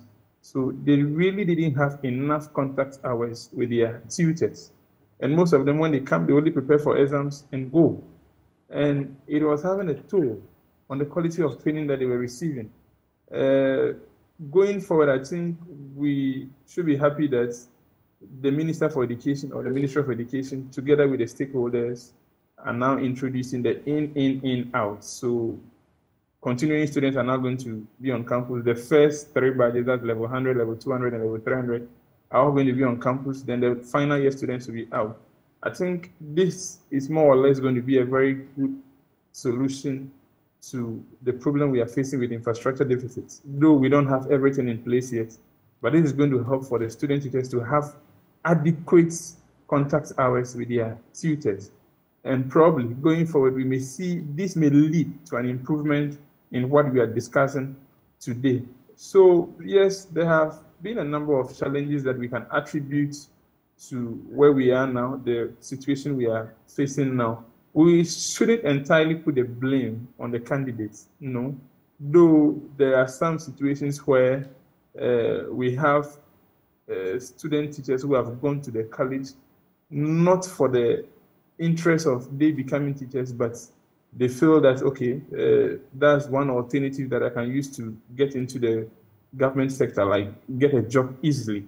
There have been discussions also that going forward, we have this issue and a discussion where you see students with very beautiful WASSCE results, like good grades, but they go to the tertiary institutions in their first semester or second semester, they begin to find difficulty in settling down. Their results do not match with what they brought and all that. So there were discussions in the past that, look, it's time for us to introduce kind of entrance exams into the colleges of education and even the universities that are offering education courses or that are training teachers, because they feel that even before the candidates or the students get into the institutions, we should be able to sieve them and get the best materials to go in there. That discussion didn't go down well with some section of our stakeholders, so a finality was not reached on it. But from where some of us sit, I feel that will actually also help going forward, that if we have the entrance exam in place, at least before the students get in there, we are able to get the best materials to go in there to train before probably at the tail end, when they are even tested on this, we may have a different conversation on this if these measures are put in place. So it's quite a convoluted situation we find ourselves in year after year with this, licensure exam. We have seen that the failure rate has been particularly high in some instances, well over 50%. But then, is there any way beyond this exam? Is there any way of gauging really how much work or what the deliverables are once they start teaching? The 50+% who have actually passed, is this enough to determine their quality moving forward, do you think, Dr. Anti? And I pose that question as well because just this morning, we'll get to that angle of the latest WASSCE results and what Dr. Ayamga, together with a number of lecturers I know, they keep telling me that, look, even those coming through from the SHS level to the next level, they may come in with all these beautiful grades, but trust me, it is really difficult teaching them. The standards tend to be pretty low, especially when it comes to English language. And a lot of them may have the ones and all of that, or the A1s and everything, or the B2s, but they come in and they cannot understand basic English. They cannot express themselves properly. They cannot write properly. Do you feel, as far as these teacher trainees are concerned, there should be other ways of assessing them? I know there are rolling tests, but should there be something more? If the failure rate is this high, merely passing may not make the cut. What do you think, Dr. Anti? Yeah, so that is why the system is also designed in such a way that when you pass and you enter, you are given a 1 year that is supposed to be for induction. So during that period, you are guided and mentored by professionals already on the field and given the needed assistance to be able to fit into the profession. Again, if you're already in the system, the process is that you cannot renew your license unless you've undertaken certain procedures, gone through certain training programs, build points based on your continuous professional development and other things. So it is not just passing and entering the profession and then that is it, you stop everything. No, there are systems put in place to monitor the progress that is being made by these newly qualified teachers and to ensure that they fit in the teaching profession. After 1 year, they are inducted and they are still monitored because you need to renew your license within a specific period. And when you don't meet the set standards for renewal, the body responsible for that will not renew your license for you. So we have put in a certain mechanism. All that we need to do is to strengthen the mechanism and follow it faithfully so that we'll be able to get the best out of the teachers that are coming to the field. And for me, I think the first point, I feel that the first point of entry into any profession should be controlled. And that is my personal opinion. I wrote about this, I think, 2017, 2018, about the idea of licensing teachers being a measure to control entry into the profession.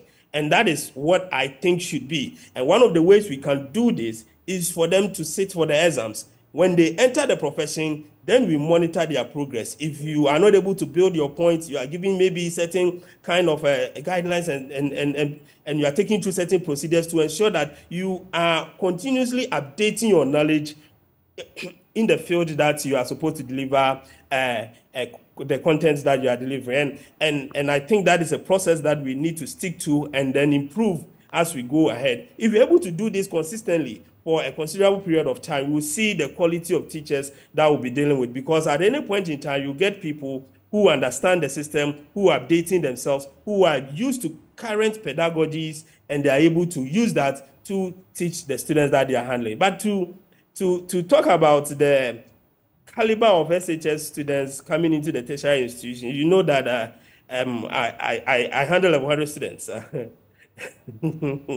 And you see, when you talk about some of these things, people want to take the political angle. And that is why normally these exams results and other things I do not want to delve into. But it is just as the people you spoke to have said, it is something that is serious. We really need to have a conversation around that. And as far as again, I'll just go back a notch to our educational system, the senior high school, for example, and now we're celebrating some of the best results we've had in about, 9 years? English, 70%, plus those in the A1 to C6 category. But then you go to the tertiary level and it's a different ballgame. Larry, how can we sanitize that as well as we get ready to cap off the conversation? Yeah, it's quite a serious issue. Sanitizing that, I think, has to start from the basic level. And we should consider the investments we have been making over the years in our basic school system. You realize that for the past years, all the focus, all the attention has been given to the senior high schools, and nothing or less is done about the junior high school or the primary school that make the basic school system. I think attention actually should be given to the basic schools, because that is where the whole formation, that is where the whole game starts from before they even come to the senior high school. So if you are given all the, and you know the challenges we have in the senior high schools already with this double track and infrastructure deficit, though there is a little improvement on it and all that, but if less attention is given to the basic schools, they don't have textbooks, they don't have the needed teaching and learning materials to aid them, and you push everything to the senior high school. Before they get there, I doubt, with the challenges they have, I doubt if there will be enough work to be done on these students to be able to change them or transform them within just 3 or 2 years. And at the end of the day, they find their way past their exams and go to the universities, and the universities also now struggle to also shape them or transform them. So the whole discussion, the whole work needs to be done from the basic level. That is the basic school system. If we do a lot of investment there, if we shift our attention there, I think the foundation of these students will develop, that it will go a long way to affect their transformation at the senior high school level even before getting to the tertiary system. So government just needs to show some commitment to our basic school system, and I'm sure we'll be able to make a headway. It's the same challenges that we've been complaining about at the colleges of education as well, that for the past few years, government has not given the colleges that attention.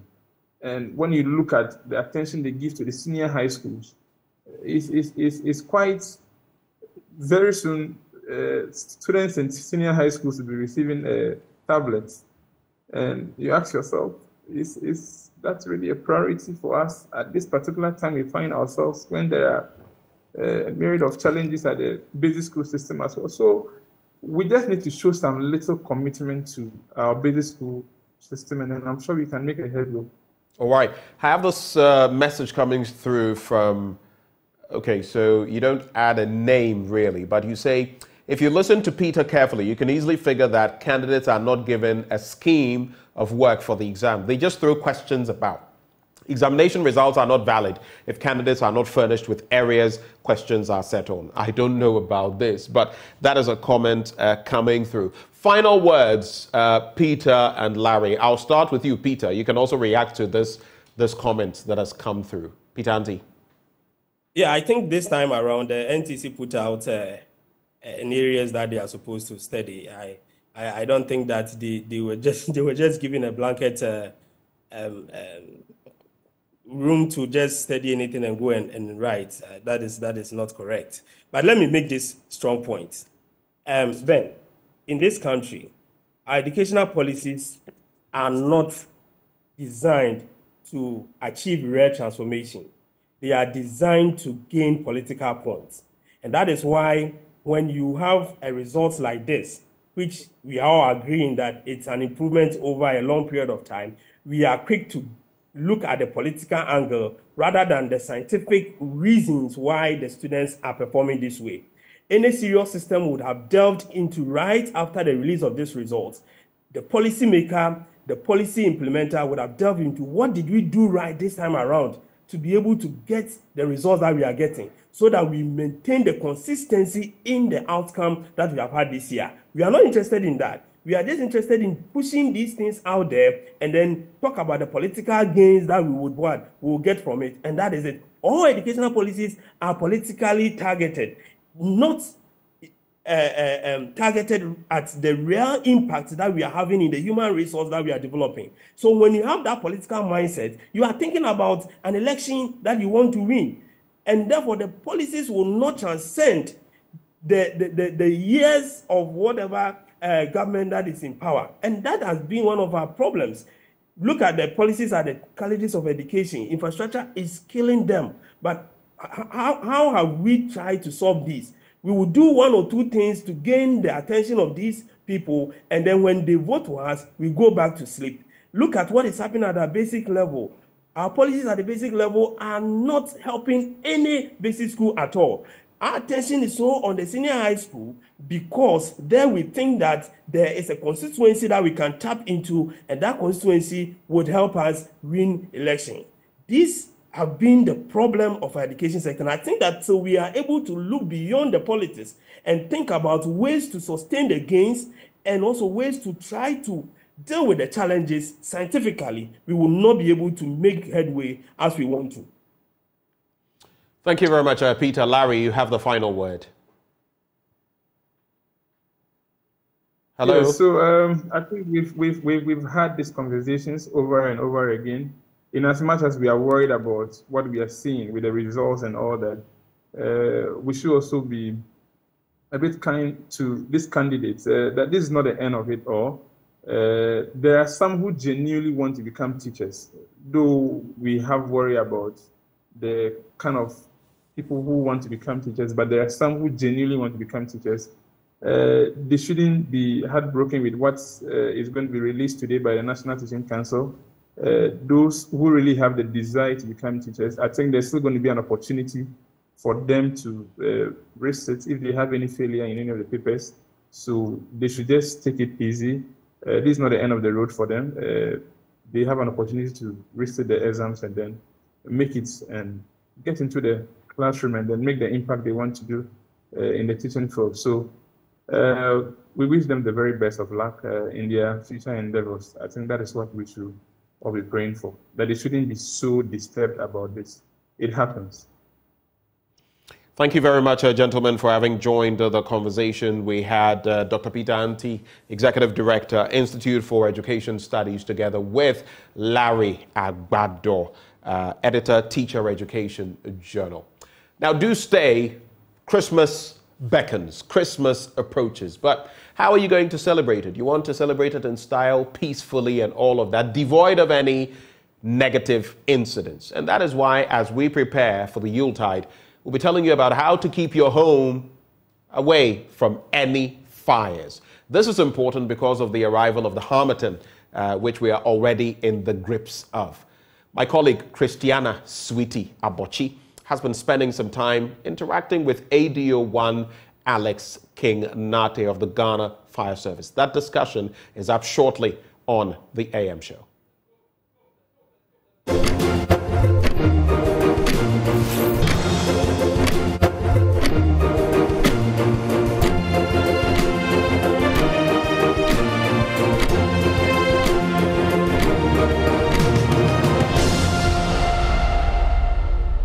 The festive season is here, and as we gradually shift our focus to more joyous celebrations and holiday activities, it is crucial to also acknowledge the safety challenges that come around this time of year.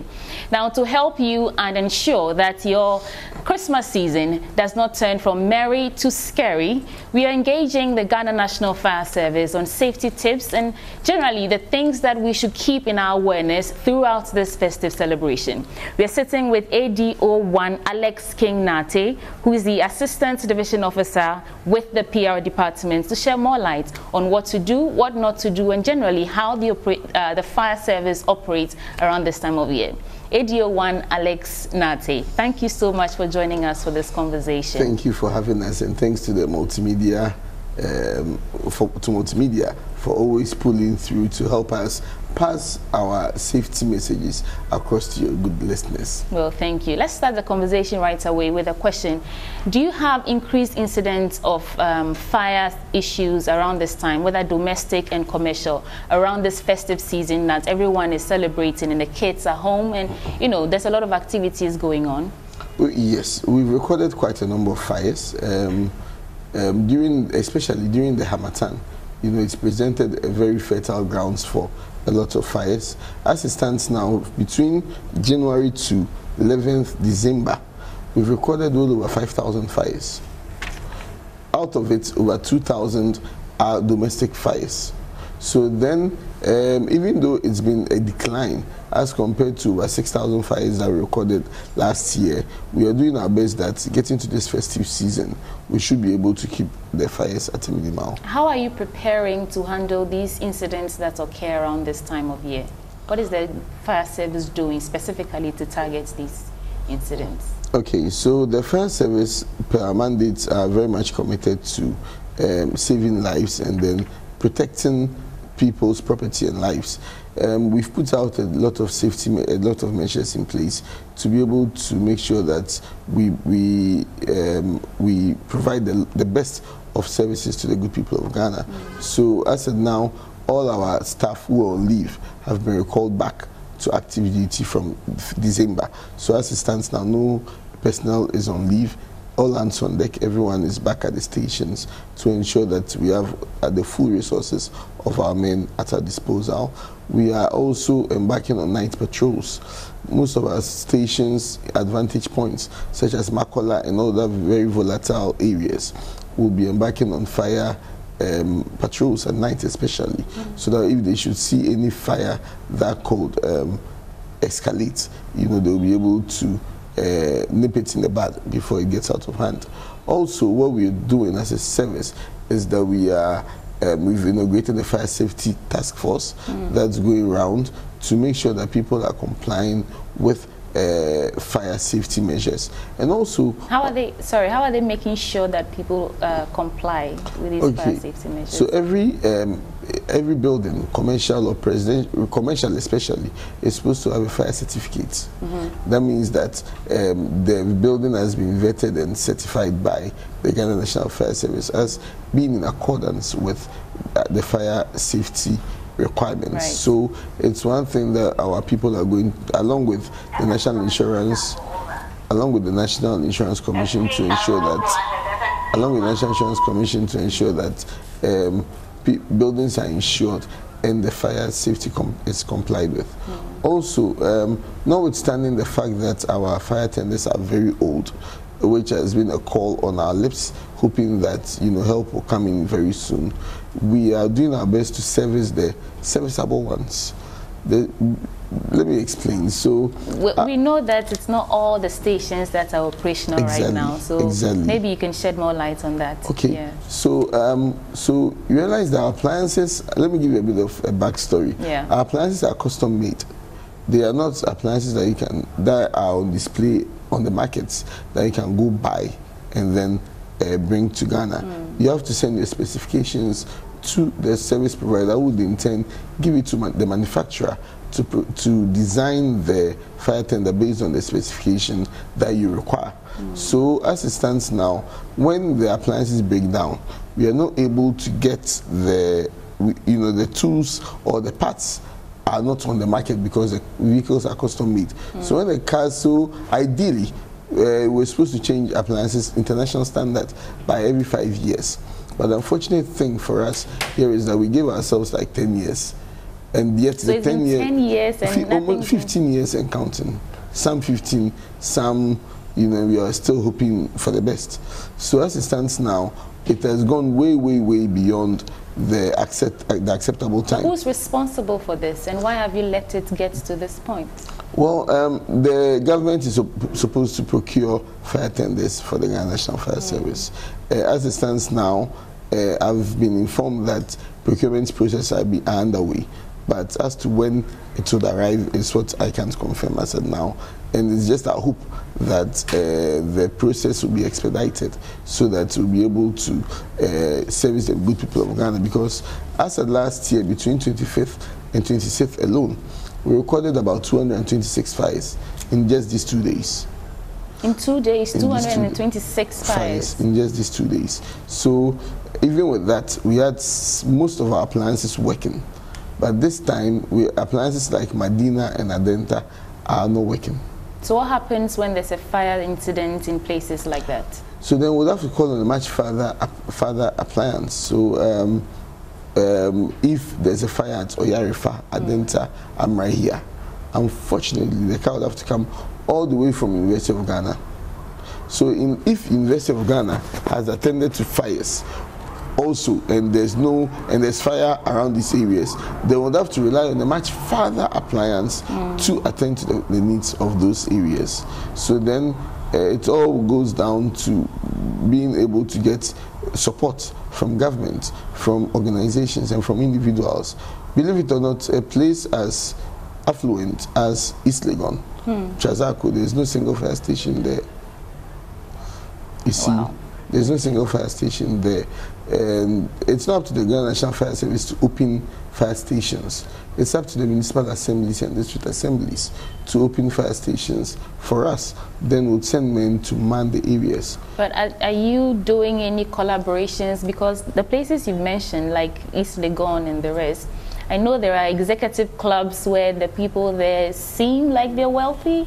So is there any collaboration you're doing with non-governmental organizations, rich people who might want to help you? Anything that you're doing as an organization, not waiting for government to do the things that they have to do for you? Well, our doors are always open, and we do our best to respond to fires in all these places. But then, obviously, I think an artist would say you don't need to be told now. You know, you are in the area, you see fires happening. You know, you realize that, you see, and I would say it's an attitudinal problem as Ghanaians. People prioritize their security much more than their safety. Everyone will be crying, thieves are worrying us, thieves are worrying us. But you hardly hear people saying fires are worrying us. So then the municipal assemblies are also tilted towards the security needs of people. The areas I mentioned, you know, they have our sister services over there, you know, but they don't have fire stations in these places. The whole of Achimota, La Paz, Dakuman, Odoko, Sotum, Ashonman Estate, Kwabinya, Dome.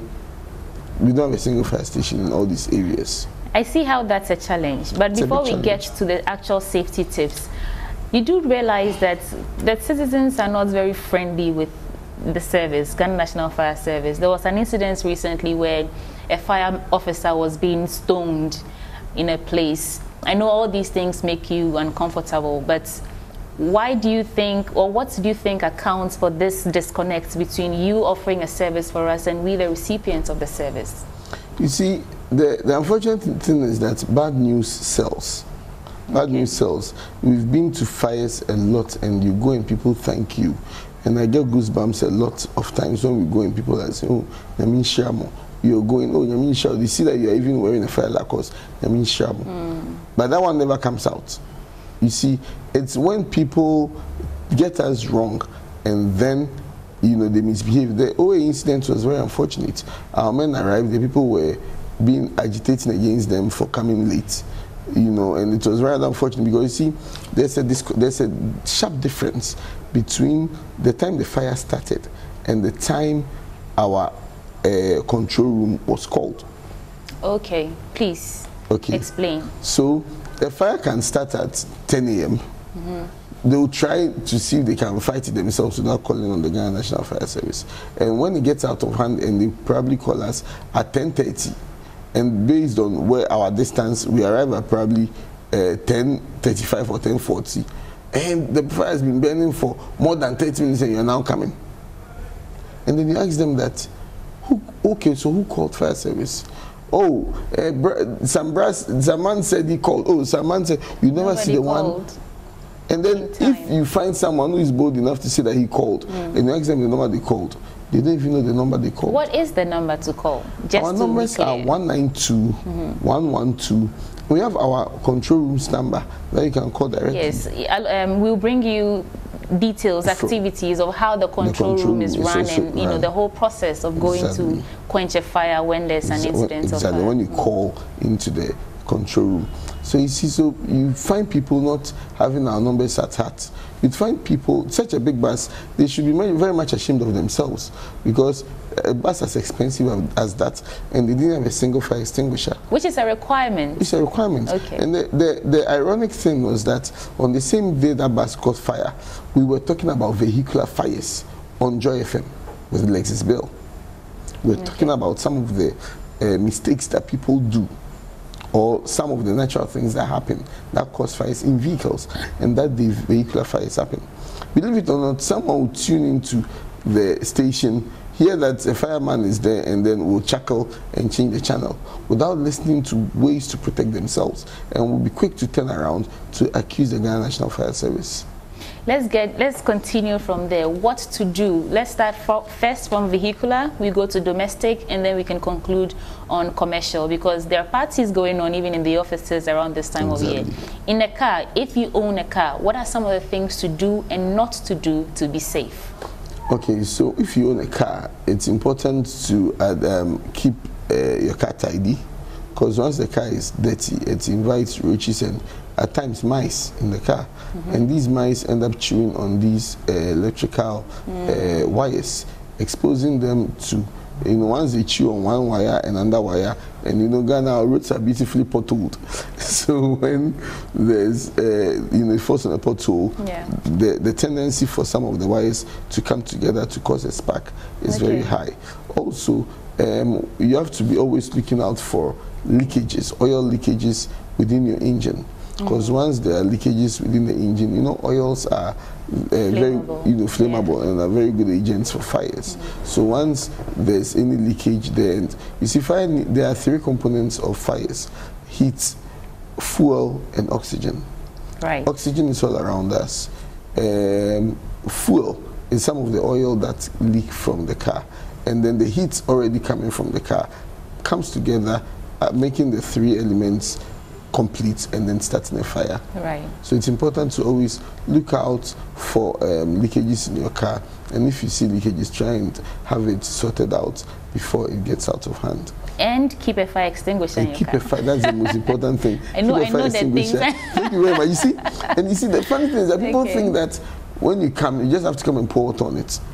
See, we don't fight every fire with water just like that. What kind of fires do you fight with water, and which ones don't you fight with water? So we don't fight electrical fires with water, or we don't fight fires that involve oils, or liquefied petroleum gases with water.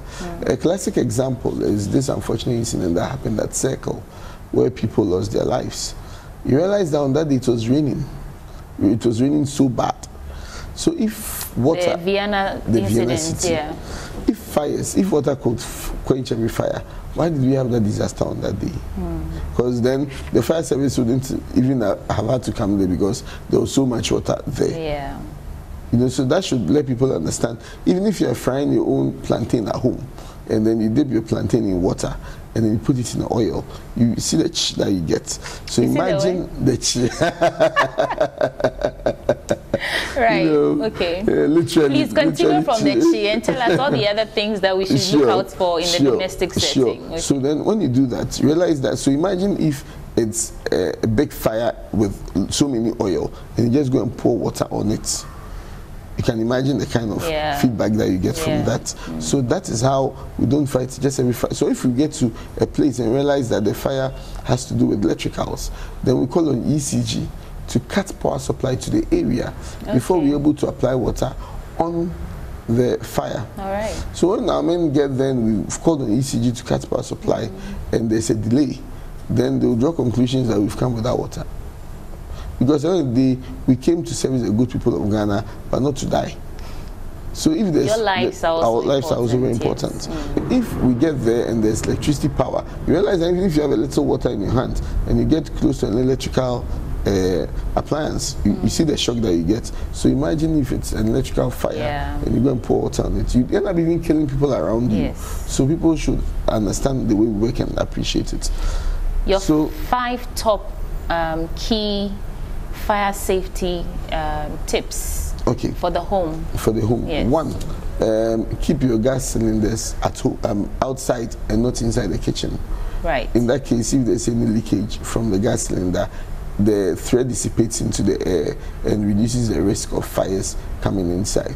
Also, when you fill your gas, please do not, when you fill your gas and you come home, please do not immediately connect. You can connect it, but don't immediately engage the gas and start cooking. Why Wait till you see gas expands. So once you know it's been in the car moving up and down, it's been expanding. You need to let it settle so that it can it can reduce any risk. So that's one thing. Also, people should learn to put off their appliances at home. That's three. Yes, that's three. Occasionally run your hoses, your gas tube through soapy water. Engage the gas tube and then close the lid and then run it through soapy water. So once you look out for bubbles. If you see bubbles coming out, then you know that there's leakage in your gas cylinders. Okay. Also, people should avoid burning. At first, we used to say indiscriminate burning, but if you can avoid burning altogether, that would be the best, because fires carry embers. So you realize that when you are burning, the embers keep flying into the air. Because of the Harmattan season, there's dryness or lack of moisture in the environment. So the fire might not start in your house, but then the embers might fall on a combustible material somewhere. To take its time to smolder, and when people are not around, then the fire becomes so light. The fifth one, the most important, please get a fire extinguisher at home. People prioritize, as I said, their security more than their safety. So people have a lot of burglar proofs and a lot of padlocks, and even have security cameras at home, but wouldn't have a single fire extinguisher at home.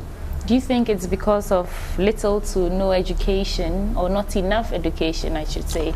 Education, I would say we beef up in education. Almost every day, fire service is on TV. Almost every day.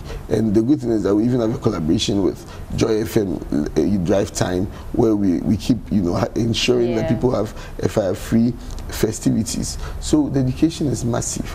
But again, it's as a people do not, these numbers that we mentioned, our safety, our emergency numbers, I can bet you that there are people, maybe just 5% of your viewers will write the number down. The rest will just be like 192. Please don't forget. Did I get it right? Yes. 192. Don't forget and that. 112. And 112. And then there's another number, 0302 772 446. Okay. When you call it goes, because even as a fire officer, if I have an emergency, that's the same number I even call. We don't have a special number to call, because so please keep these numbers in mind, and then do not take your fire safety, because a thief can come. The thief has taste. You can plead with the thief, and the thief will let you leave. The thief can probably take a few things and go. The fire does not have a taste. You can negotiate with fire. If it comes, whatever it will take and take your life. And also, one thing to stay safe when there's fire is that, please, if there's fires, do not run out into to the gate, or do not run out. Try to crawl out. You crawl, because smoke goes up. So once the smoke goes up and you're running into the out, the smoke will end up blocking your airwaves, and then would even kill you before the fire kills you. So you go down, and then you drag yourself with your elbow, and then you crawl yourself out to safety. And then those who like to use Chinese doors, please get the quality standard one, because then some of them that are not quality end up expanding, because once they are subjected to heat, it expands. So that's why some people get trapped in the Chinese doors, because they are not able to come out due to the expansion of the doors as a result of the heat. That makes a lot of sense. Please, let's round it up with safety tips in the office, in the workspace, whatever your work activity may be. 5 tips to stay safe at work. Okay, so remember, one of the top causes of fires at workplace is the air conditioners. So if you have to close, or if you have to go out, please remember to put off your air conditioners at work. Do not run your electrical cables under your carpets at work. Do not run your electrical cables under your carpets at work. Why? Once the electrical cable heats up, and then the carpet is also very combustible. It heats up, and then it can easily catch fire because it's running under the carpet. Also, a good what's it called?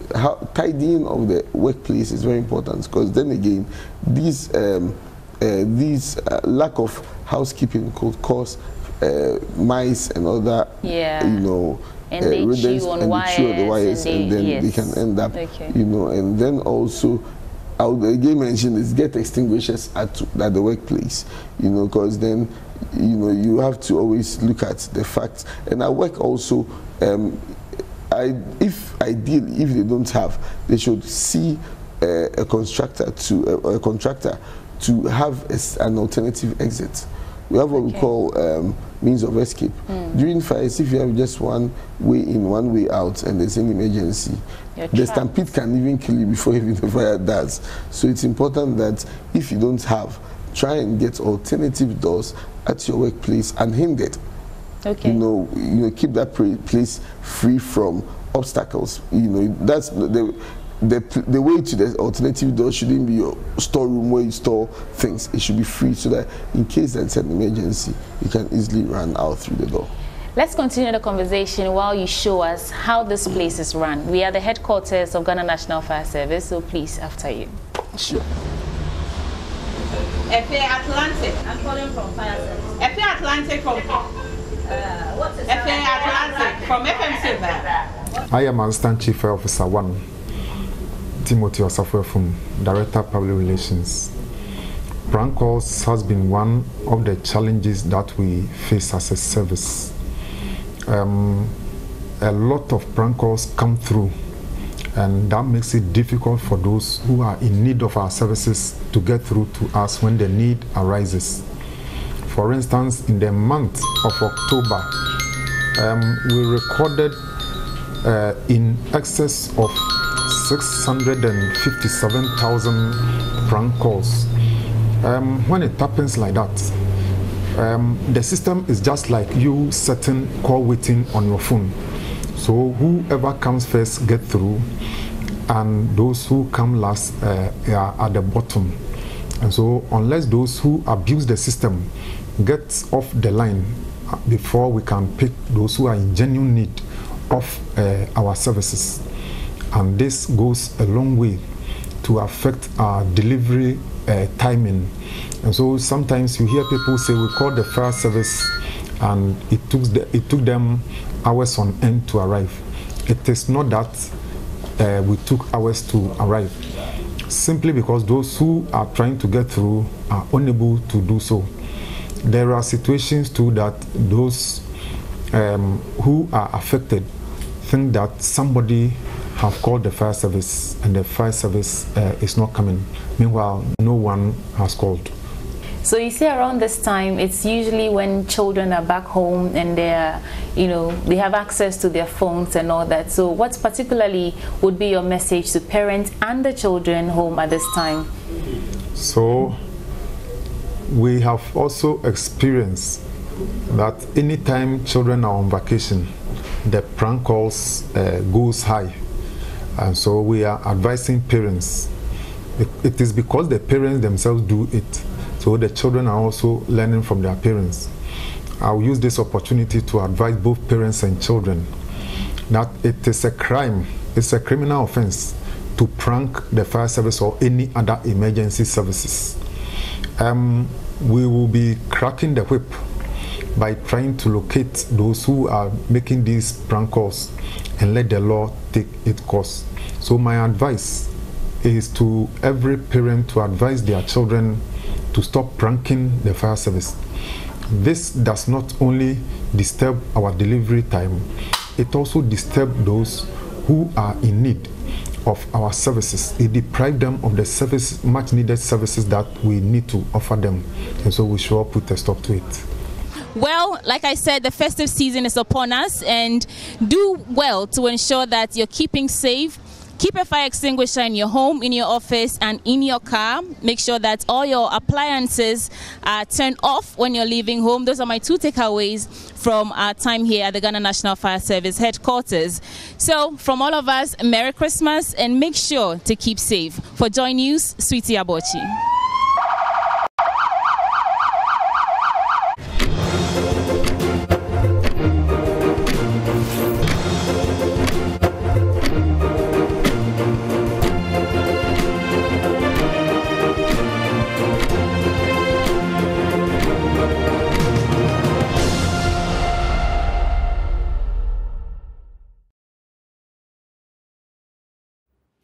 Welcome back on the AM show, and at this point we're telling you all about the Joy FM party in the park, family party in the park. We all want to get there, head to the Aburi Botanical Gardens, have fun, just unwind, let things go. It's been a hectic year, but how do you do that? Well, one of our sponsors, Enterprise Life, is on the show, and they'll be telling us about all that we can expect come, well, the 26th day of the month, next Tuesday. Joining us for a conversation, we have Adwoa Sowa, Head Marketing Enterprise, that is Marketing Enterprise Life, and then Raymond Kwanzaa, Regional Sales Manager with Enterprise Life. Both of them right here in the studio. Adwoa, Raymond, good morning. Good morning. We're all raring to go, but tell us a bit about Enterprise Life, especially around this time. We're all thinking about, the way forward and protecting our goods and everything. So I'll start with you, Raymond. Okay, what can you tell us about Enterprise Life? Okay, so Enterprise Life is a member of Enterprise Group. Okay. Yes, and Enterprise Life provide life insurance solutions to individuals, groups, organizations, and we have solutions like Funeral Finance Unlimited. So that solution is designed to provide immediate cash for a policyholder to be able to meet the funeral expense or burial expense of their loved ones. Okay. And the policy gives a 2-month premium holiday. So within the year, you have 2 months where you don't have to pay the premium, where Enterprise Life will pay that premium on your behalf. Then we also have cashback, where at the end of the term, we have a term like 10 or 15 years. So after the term, when there's no claim or there's no debt, we pay your risk premium back to you for the 15 year. We pay everything back to you. We also have one solution we call a family income security plan. So that solution actually insures or secures the income that the breadwinner provides to the family. So that in case of eventualities like critical illness, disability, or eventual death, the policy will provide that money that the breadwinner has to provide to the family. So the policy will provide that money to make sure that whether you are healthy or not, whether you are alive or not, there will be money to take care of your family. That is that policy. Then we also have only female policy we call Bloom. That Bloom covers female against all female-related illnesses. We have critical... And what's it called again? Did you say Bloom? Bloom, B-L-O-O-M. Okay. Bloom. So it also covers critical illness, disability, and eventual death. So it also makes sure that there's funds available so that when any of those eventualities happen, the policy will provide funds to the policyholder. So you can imagine somebody having a critical illness and has to go to the office or hospital to pay that huge sums of money. Enterprise Life will give you that money to go to the hospital. Then we also have transitions. We have a company at Hacho, the funeral service. That company is a member of Enterprise Group. And transitions, you can actually buy a policy, and insure your loved ones. So that in case of eventualities like death, we will take care of the service. So what happens is that once you have the people on the transition policies, when they are dead, you just call on us, go and sleep. We'll come and take the body, do everything. During the days for the burial, you wake up, come and sit, observe, whilst we do everything. So we will take charge of the service of burying the person, and that is transitions. I see. So different perspectives, different strokes for different folks, if you like. Exactly. But coming to you, Adwoa, you are head of marketing. What more can you share on the packages you have on offer? Is there anything he's left out that you can add? Right. So yes, for us as Enterprise Life, we are a family-oriented business. So we've set out a number of policies that actually caters for every member of the family. So aside Bloom, we have something we call Akwentupa. Okay. Akwentupa is. I can understand why you are starting off from Bloom, because it's an area of interest. Right. It's quite beneficial. I would entreat all women above the age of 18 to actually try to sign on to Bloom, and they would enjoy a number of things on the policy. But yes, we have Akwentupa. Akwentupa is for our brothers and our sisters in the diaspora. So anywhere outside Ghana, you have the chance to pay premiums for your family back at home. Usually when something happens back at home, we are used to calling the people out of Ghana, sending some money, sending some dollars. But this time around, no. So when you pay the premiums, it takes care of your relatives back at home in case there's any funeral or anything to be done. Okay. You come back to us, we pay the premiums on that for you to actually take care, the claims on that, for you to take care of the burial and the funeral proceedings. So that's on Akwentupa. We also have Boafopa, the ones we are wearing. Yeah. So Boafopa is one of our policies that has like the minimum premium payment of about 10 CDs. You can be able to sign on to Boafopa and then pay the premiums for that. It's for those in the informal sector. It takes care of your pensions, your investments. It's like a susu, but another form of susu collection that we've done. So we then treat all our brothers and sisters, those who own their own business in the informal sector, to sign on to Boafopa as well. So like I said, I think we have a number of policies that if we sit here to talk about, but we could spend a lot of time exactly. But I'm curious, the Joy FM family party in the park has been happening for a number of years now. The question is, why did you decide to partner us this year? I'll start with you before I go back to Ray. So like I mentioned earlier, we are very family-oriented. Enterprise is a company that runs on a God factor. Aside the God factor, our next one is that we are family-oriented. We understand the essence of family. 2, we know Joy FM. I mean, this is not the first year we have partnered with you. I think 2 years ago, we came on board. We saw the effect. The response was good. The impact. Yes, the impact was good. Post the party, we also saw that most of our referrals were coming from the party grounds and family members who also referred us to other family members or friends. And so we felt it was also still a good platform to associate with. So it's actually, it's like we are back home. We are back home to secure our family members again one more time. So that's basically the reason why we came on board again. Ray, Sankofa de Enchi.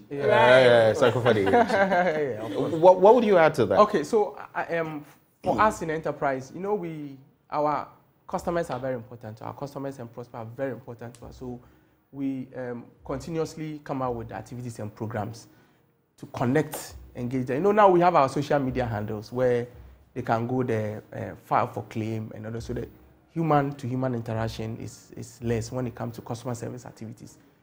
Because of that, we come out with programs to engage our customers face-to-face. And because your platform is very big, Party in the Park is very big, we see it as an opportunity to partner with you and get our customers to have a feel of us once again, apart from our social media handles. So there we'll be there fully with our sales team, our customer service team will be there, so that the customers and prospects can come to us and interact with us. Okay. So let's talk about what those who will come through, the patrons, those who will pass through on the 26th, will experience. What do you have in store for all these people, the thousands of people who will be jam-packed in the Aburi Botanical Gardens? What does Enterprise Life have for them? I'll start with you, Ray. So, you know, you've heard about our Care Hub, which we launched recently. We are going to move the whole Care Hub to the park. Hey, sir. Yeah, of course. You are transplanting the deer over there. I'm telling you. All the way to Yeah, of course. Oh, I see. So that's like a mini care hub. Yeah, the reason is that, you know, we are actually in existence because of our customers. So everything is about the customer. So our customer is number one. In fact, they are our supreme. You know, so we move our Care Hub to the park to be able to offer that legendary customer service we promised them. And also to give them gifts. You know, there will be gifts, vouchers, and other things there to Sir? Yeah, to give it to them. I'll be coming to your stand. I'll come look for you guys. Yeah, of course. And we also have new solutions. We have a lot of solutions that customers can inquire about, and we can explain it to them. And the other thing is, you know, we are existing to pay claims. So they should come and tell us the problem, then we can take care of it. Okay. Yeah. That's an interesting one. Is there anything you'd like to add to that? I mean, before I take your final words? Just a touch. We are glad to be associated with the treasure hunt section. And so we are bringing some branded souvenirs to be used for the treasure hunt period. We know that you enjoy it. Like, there are premiums that are, you know, you can use for a very long time in as much as they are branded. So we pride ourselves in that. And we are happy that we were asked to, like, we are coming on board and we have to provide stuff like that for for our customers. So like Raymond said, the Care Hub, we are working at being more relational and less transactional. Now, when you open a policy, we don't leave you orphaned. We call you. We ask you about some questions about your policy. If your maturity date is close, we'll tell you. So we have a whole team. We have a whole department that takes care of our customers. They call them and then tell them about their policies. They help them to check on their policies. And we know that, I mean, the breadwinners are coming, the mothers are coming, people have Educare, people have Bloom, they have FISP. They want to know what's up with on their policies. So we just want to come there and do that. We also have our life planners. These life planners are well versed in the products, what the benefits are. So when they come there, you can ask them any question at all, and then they can sign you on as well. So that's what the Green Corner will be doing at the party in the park. Okay. So that's what it's going to be like. You come, you go to Enterprise Life, you go to their stand as well, and benefit from all the goodies. And as far as the treasure hunt, I guess I'll be looking for all the treasures. I'll stack them, hog all of them. Right. But anyway, there'll be enough to share, by the way. Yeah. Any final words, starting with you, Ray? Okay. So we have observed that as humans, we go through 3 stages. And the first stage is when you start work, you start earning some income. And so people at that stage want to get married, they start having children.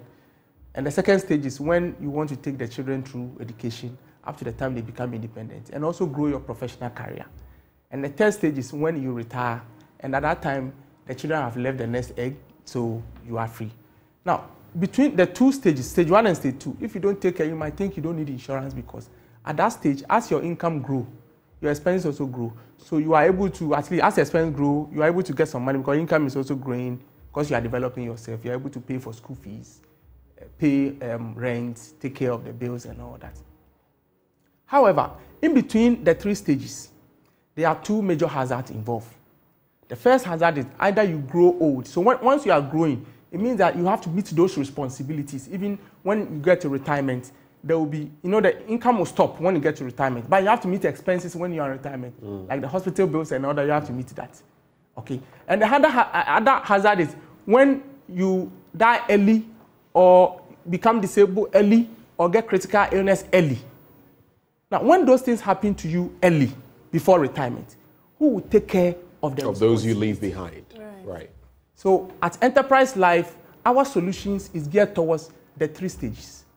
To make sure that as you are working and you are doing well, you need to secure your family. And when you are in retirement, you need to secure yourself and your family as well. Sometimes it may not be you. It may be somebody whose death can cause you financial responsibility. You need to insure all those people. Right. So that it can be mommy, it can be daddy, it can be some guardian who, when the person passes away, you'll be called on to come and bury the person or pay money. Insure the person so that in case of death, we'll give you the money to go and organize a befitting burial for the person. So at Enterprise, we'll be there at the park to interact. We'll share all those with our prospects and clients that will come around. Interesting stuff. And for you, what will be your final words? So my final words, I just want to reiterate that we are bringing the brand to our customers. We are trying and getting better at our customer relations, and we are beginning to understand the customer more. And so by partnering Joy FM on the party in the park, we believe that it's a step in the right direction. We pray and believe that everything goes well on that day. But we are also connecting them to our social media handles, Enterprise Life GH. If you come there... Enterprise Life Yes, at GH. Enterprise Life GH on all social media handles, Instagram, Facebook, LinkedIn, YouTube, as well as TikTok. And so, like I said, we are bringing the brand to the customers now. So any questions, any concerns, when you reach us, we'll be able to help you. And see you.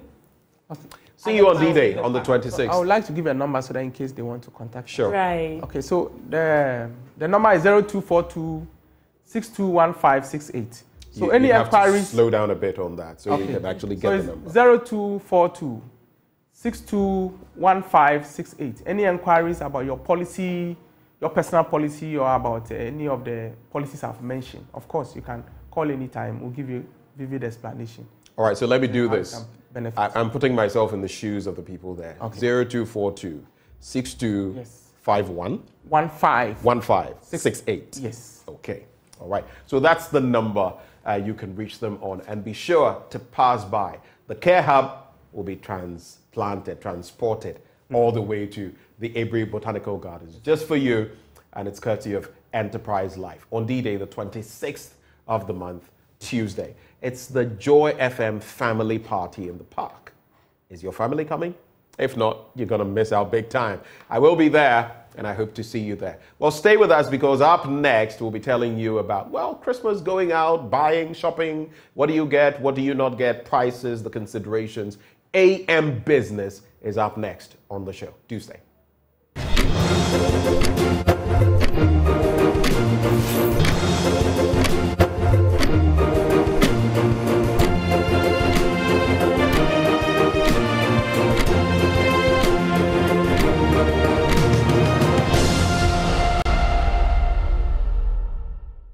This Christmas, do you know what I was selling? I'm going to buy cow head to cook, because the cow head is big. If I buy it like 300 or 400, it's better than buying a chicken 150 cedis. We are here somewhere around Rolling Circle in Makola, and it's a very busy day. Some may probably say this is squared what we used to see on a normal Saturday. This is probably due to the Christmas festivity. We are 9 days away. Now, looking behind me, on a normal day when we're heading to Christmas, what you mostly see is you see a lot of Christmas paraphernalia, but that seemed not to be the case today.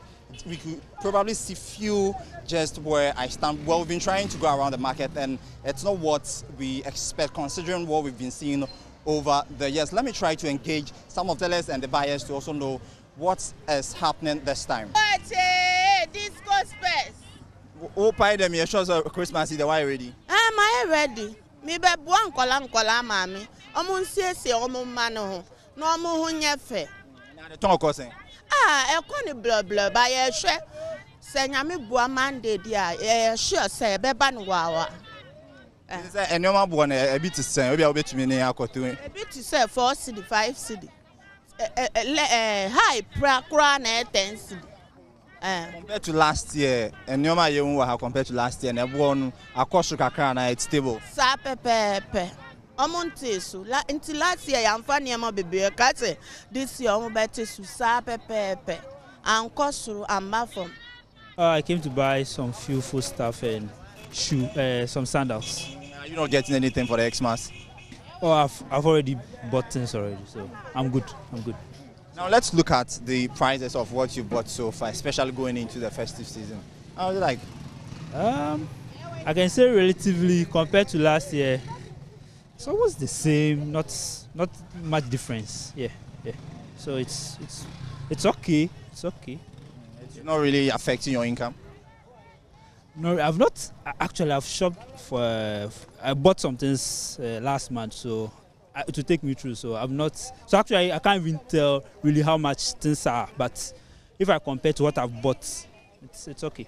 I am sure you are in the market to buy something this morning. Yes.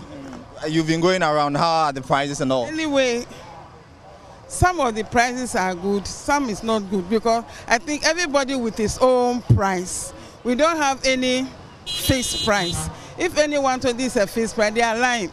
They are just everybody is giving out here or her own price. That is what is going on now. Compared to what we've been seeing in the past, are the prices high a bit now, or they are a bit stable? The prices are a bit high. The prices are high, but that's why I'm saying that everybody is giving here or her own price. There's no fixed price. So the government have to give a fixed price. No, because if they tax now cost, so that the excuses they have been giving. If you go and buy it at the retail price, it's low. So they will still increase the price. It still affects because they are not reducing their price. No, none of them. They are not reducing their price because the foreign things are even cheaper than made in Ghana goods. Because the foreign, even though they are taxing them, still their prices are even better than our homemade. So you stick to the fact that it's still expensive? Everything is still expensive.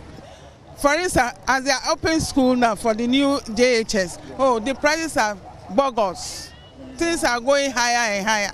So there's no feast price. So how are you going to celebrate this Christmas? This Christmas, do you know what I was selling? I'm going to buy cow head to cook, because the cow head is big. If I buy it like 300 or 400, it's better than buying a chicken 150 cedis. Are you buying anything for the kids? I'll buy it for my grandchildren.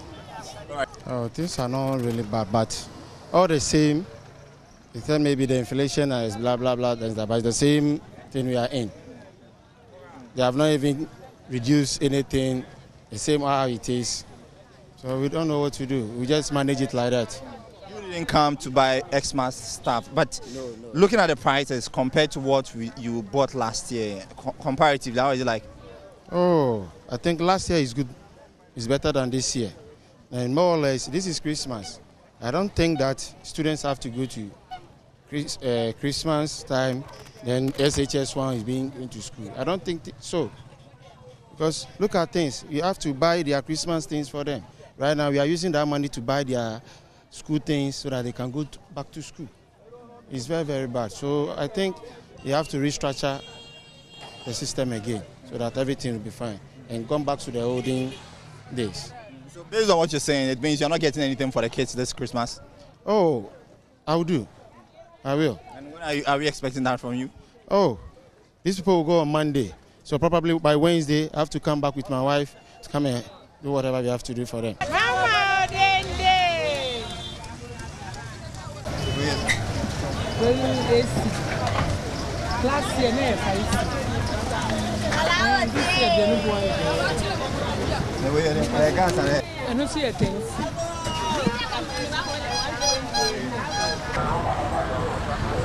Bien fine. Then soon touchy. I feel soon yaman bias, Castle Nucro. And see the I person and catch a papa no say. A person and catch a papa no say. Yapanu chow. Only Zibia Maye, not Bibianco ye Maye. Oh, last year no dear ye, but this year no there be being. This year no dear, Yamanu said Yakofano yet no boy.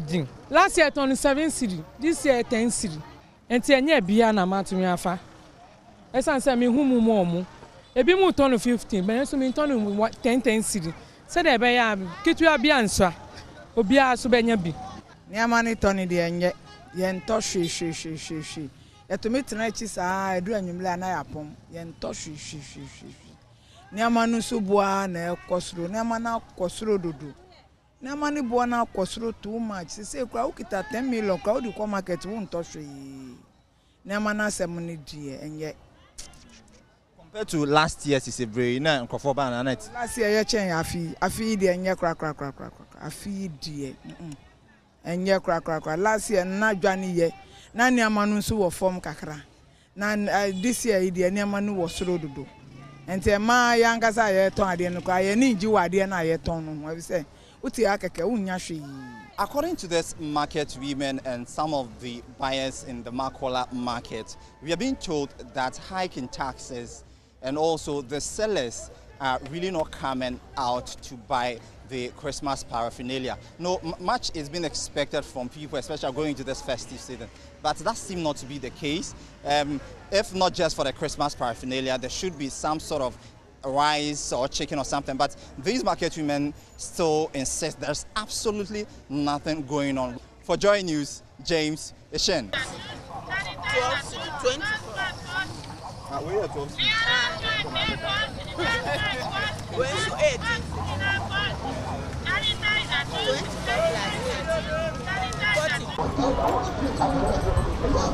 40.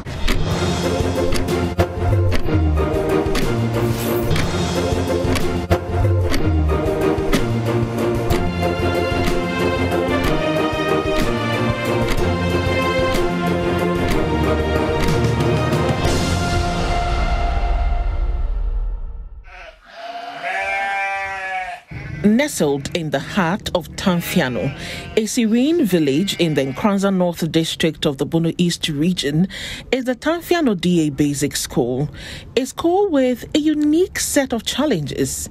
It is the first school I have seen that serves as a burial ground and a sheep's pen. Yes, a cemetery and ship-pen sandwiched school, or describe it as between the final resting place of the departed and the bustling activity of a sheep pen.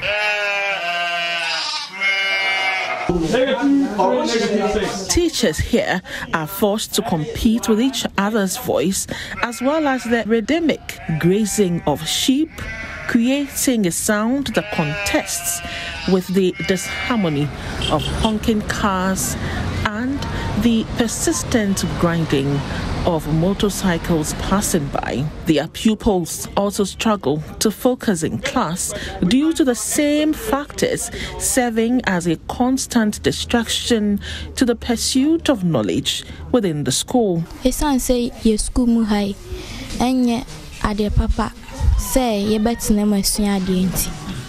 Ye sua ade kra na ye ho tete. We feel uncomfortable when learning. The bleating from goats, conversations from passers-by, and moving cars distract our lessons. We can barely hear our teachers when they teach. Class teacher nature Ubeti de mo kanmu untie haidia na face so cars nem ponchi amu yedede ni na so na wo hwe ho no the teacher ne beka no untie the best lab and so obeboa ye na babe school na maye. We are pleading with authorities to build the school a new structure for us. There are no classrooms, no furniture, and no teaching and learning materials. I need your teacher and question said say need chop grandpa at the battery same konya say yana de konya free fie ba yenu no monki to anim say ubehu obi ba no so na konya obi onya konya no atena form tie best lab and so beboa yen amayanya school kama atena say yes ya de kra na moa no etim ben na ma ebinum timi rare class akra na eden ye pamom. The animals sometimes enter our classrooms while we are learning, and we would have to stop and drive them away. Our attention is always divided because while listening to the teacher, you're also tempted to focus on conversations and activities going on outside.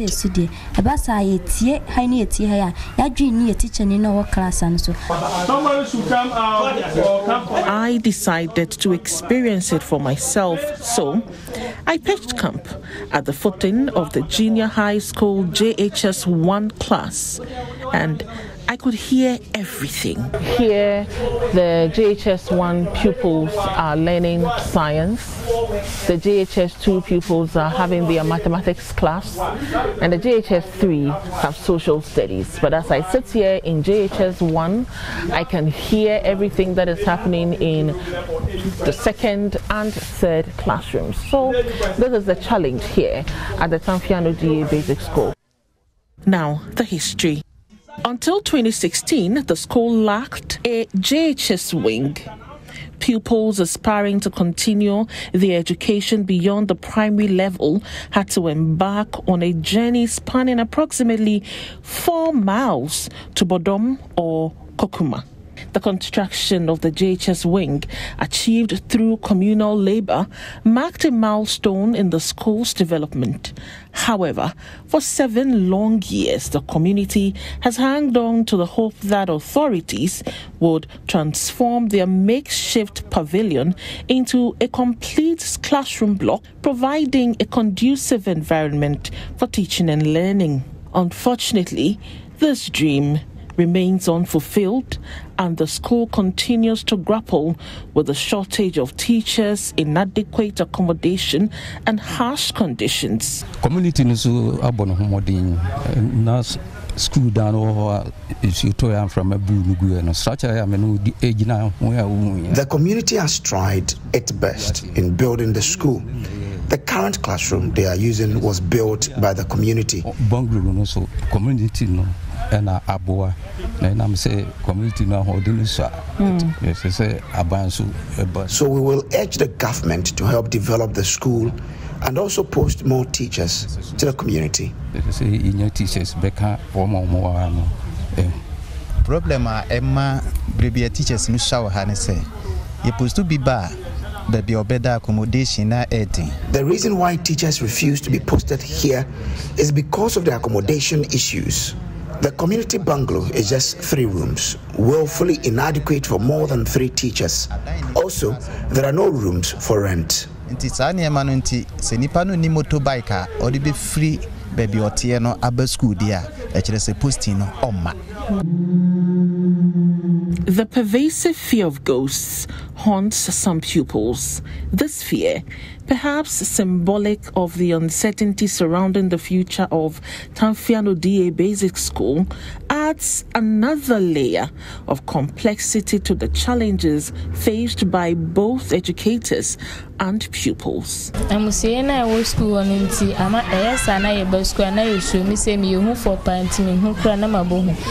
are scared due to the closeness of the cemetery.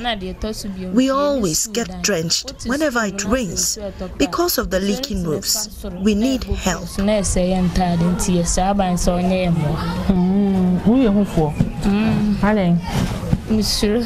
Which road then? If you say be car we school more ya ba school car you say ya ba yentimi sia de yi atam so be free ba na manfa ba be hyehyehye jot mo ne manema gu ayo no so nyina o be ba fe na be fe na be pro. Chris Amayao and Mr. Pia are 2 of the 3 teachers who handle the junior high school. They did not shy away from sharing their frustration. One teacher teaching here, the voice you also hear at the same time. The children is also listening to what different person is what teaching, so it becomes confusing. At times, even a teacher may create a jokes in one of the class, whilst some of them will be here laughing. Obviously, because of the nature of the structure. In this locality, we find it difficult because the teacher, you don't have much teachers over here.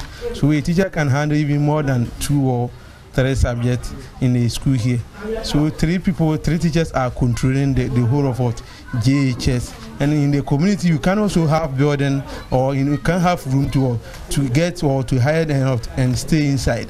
We are managing on it because if you are teaching and animals are roaming around, we cannot stop what you're doing and chase them. So we'll be teaching while they also be roaming. In the midst of the tranquility of the cemetery, the pastoral symphony of sheep, and the chaos of passing vehicles, Tamfiano DA Basic School, according to the headmaster, stands as a testament to resilience.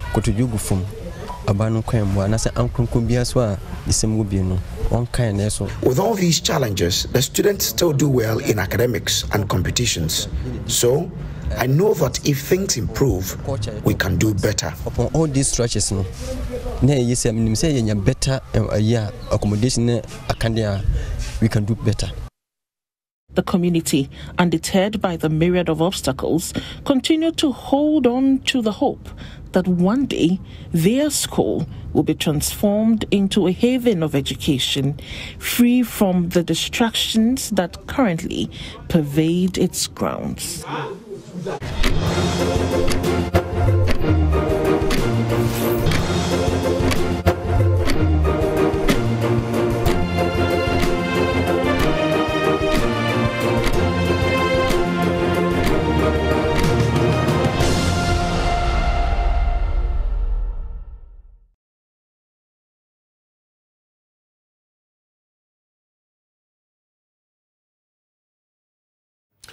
Welcome back on the AM show. And of course, we're capping off all the conversations we've been having on the show. But before we do that, we'd love to hear from you. Now, we've spoken about the fire service and some of the things you ought to do this season to prevent your valuables. It could even take your life from getting consumed by fire.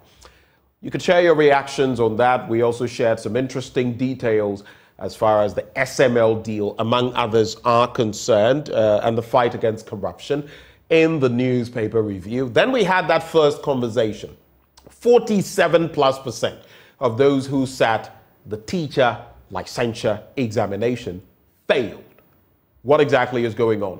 We're giving you the opportunity of sharing your thoughts with us now by calling that number, 0302 211 691. 1. I'll let you know whether we're changing to 2 today as well. But 0302-211-691. Else you'd just have to use the alternative number, that is 2. So 03, I'm informed it is 2 we're using today. 0302-211-692. 0302-211-692. We'll be putting it at the bottom of your screen shortly. But while we await your calls, if you're minded to do so, to share your thoughts, you can also call and share your thoughts about Christmas or wish someone a Merry Christmas. That's also in order. Let me seize the opportunity of wishing a happy birthday to Joseph Adoyobo. Joseph Adoyobo, the Executive Director of Total Family Health Organization, producers of Ebony Condoms and Secure, and Head of Operations for Harvest Praise. So Joseph Adoyobo, Executive Director, Total Family Health Organization, producers of Ebony Condoms, and Head of Operations for Harvest Praise. It's from Coca. Coca is wishing you a happy birthday. Happy birthday as well to Reverend Dixon Tufuo Sapong, Head Pastor of the ICGC Jesus Temple, Koforidua, who also doubles as the Regional Overseer of the Eastern Volta and Oti regions of the ICGC.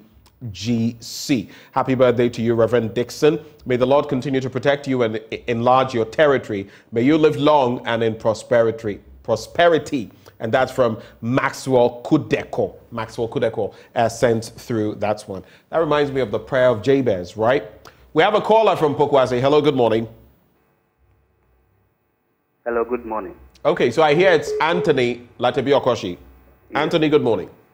Good morning. What are your quick thoughts for us this morning? Okay, for the teacher training license, yes, it's a requirement they are supposed to pass through. Yes, it is not something that is they are doing to wrap them from the system to it. And what I know is that it's something that they are starting. Okay. It has not been there for some time, so it will take some time to raise before the pass rate will be raised. Okay. Yeah, are you a teacher yourself? Are you a teacher? No, I'm a nurse. I'm a nurse, Kwalebu Teaching Hospital. Okay. We the nurses, we have been in the system. No, I'm a nurse. We have been in the system for some time. So it looks like we have stuck. We know how the system works. Okay. You know you have to write licential before you have your license as a nurse. And they are introducing it to the teachers. It's something good and perfect, but it will take time for them to be able to adjust to the system. So it's something that is good for them. So those who have failed, they should try as much as possible, gather themselves, and go back to write their failed papers. And I think everything will be all right. There is nothing wrong with the system. It's good to bring out good teachers. All right. Thank you. Thank you, Tony. Let's pick some other callers. Let's see who's on the line. Hello? Hello, good morning. Okay, so before we get on to our next caller, this one comes through from Linda Doreen Ashong. She says, Happy New Year and blessed birthday. So Happy New Year in advance. Okay, Happy New Year and blessed birthday to Mary Andor, branch accountant of SNIT Korle Bu. It's from your colleagues, and that's Linda Doreen Ashong saying in that one. I'll repeat it. We have a caller. Is it Hamza? Hello? Yeah, Hamza. Yeah, good morning, Ben. Hamza, where are you calling from? Ashaiman.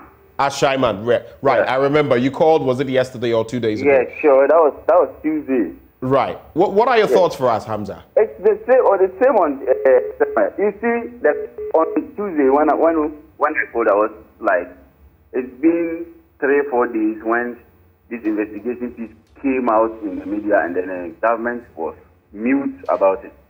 And then you see the defense they are putting on, that system itself and then GRA. Sometimes, one thing these people in authority, they are not, sometimes, excuse me to say, they are not clever enough. You know that most of the times, when this investigating journalism or like this investigating, what they do their work, they put out the surface. And then when you come out to defend, they bring details. And you see how Manasseh punched holes in their release.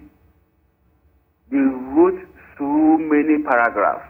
And just to hold them and other punches make all the paragraphs useless. See, most of the times, this is what I'm saying, you know, we will just talk about this. And, you know, from this week, we started it from Monday.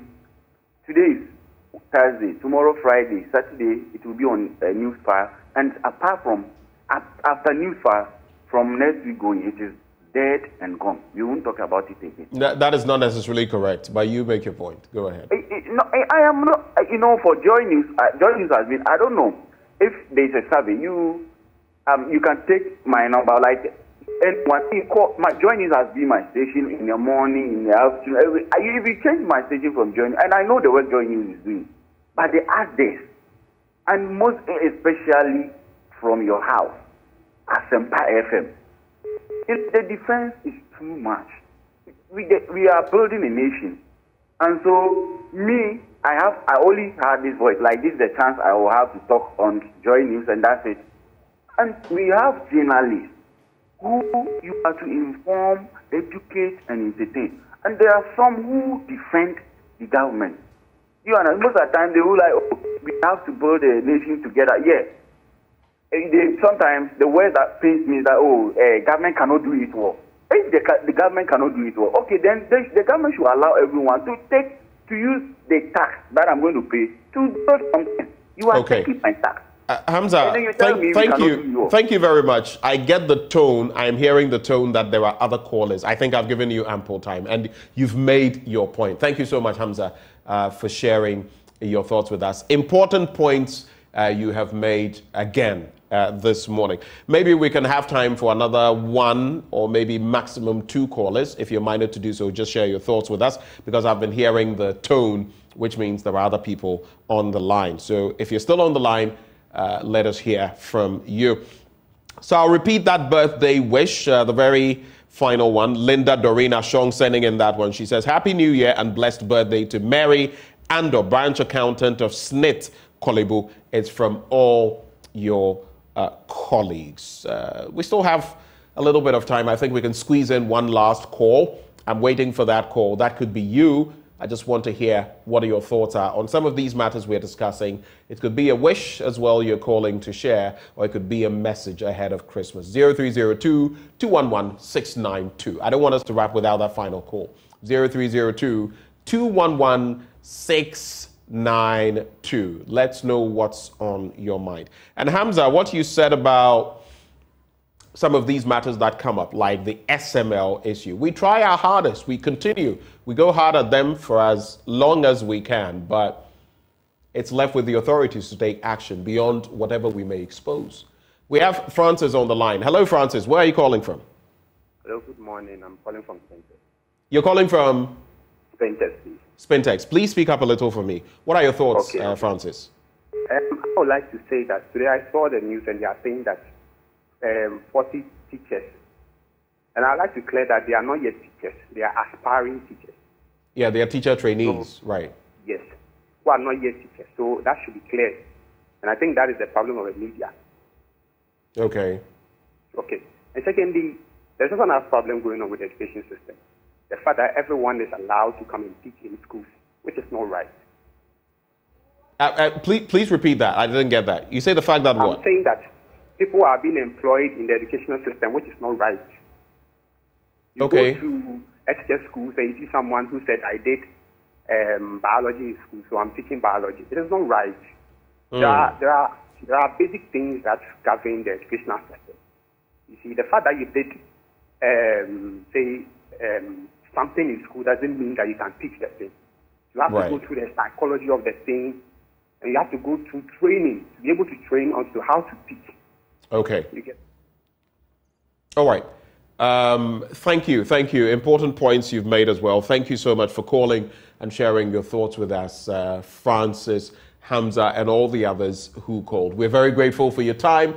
Christmas beckons. How are you celebrating this season? Well, from us to you, we love you. Thank you for having done the watching. Up next, we have Joy News Desk. Do stay for that, and we'll connect again on the AM show, same time tomorrow.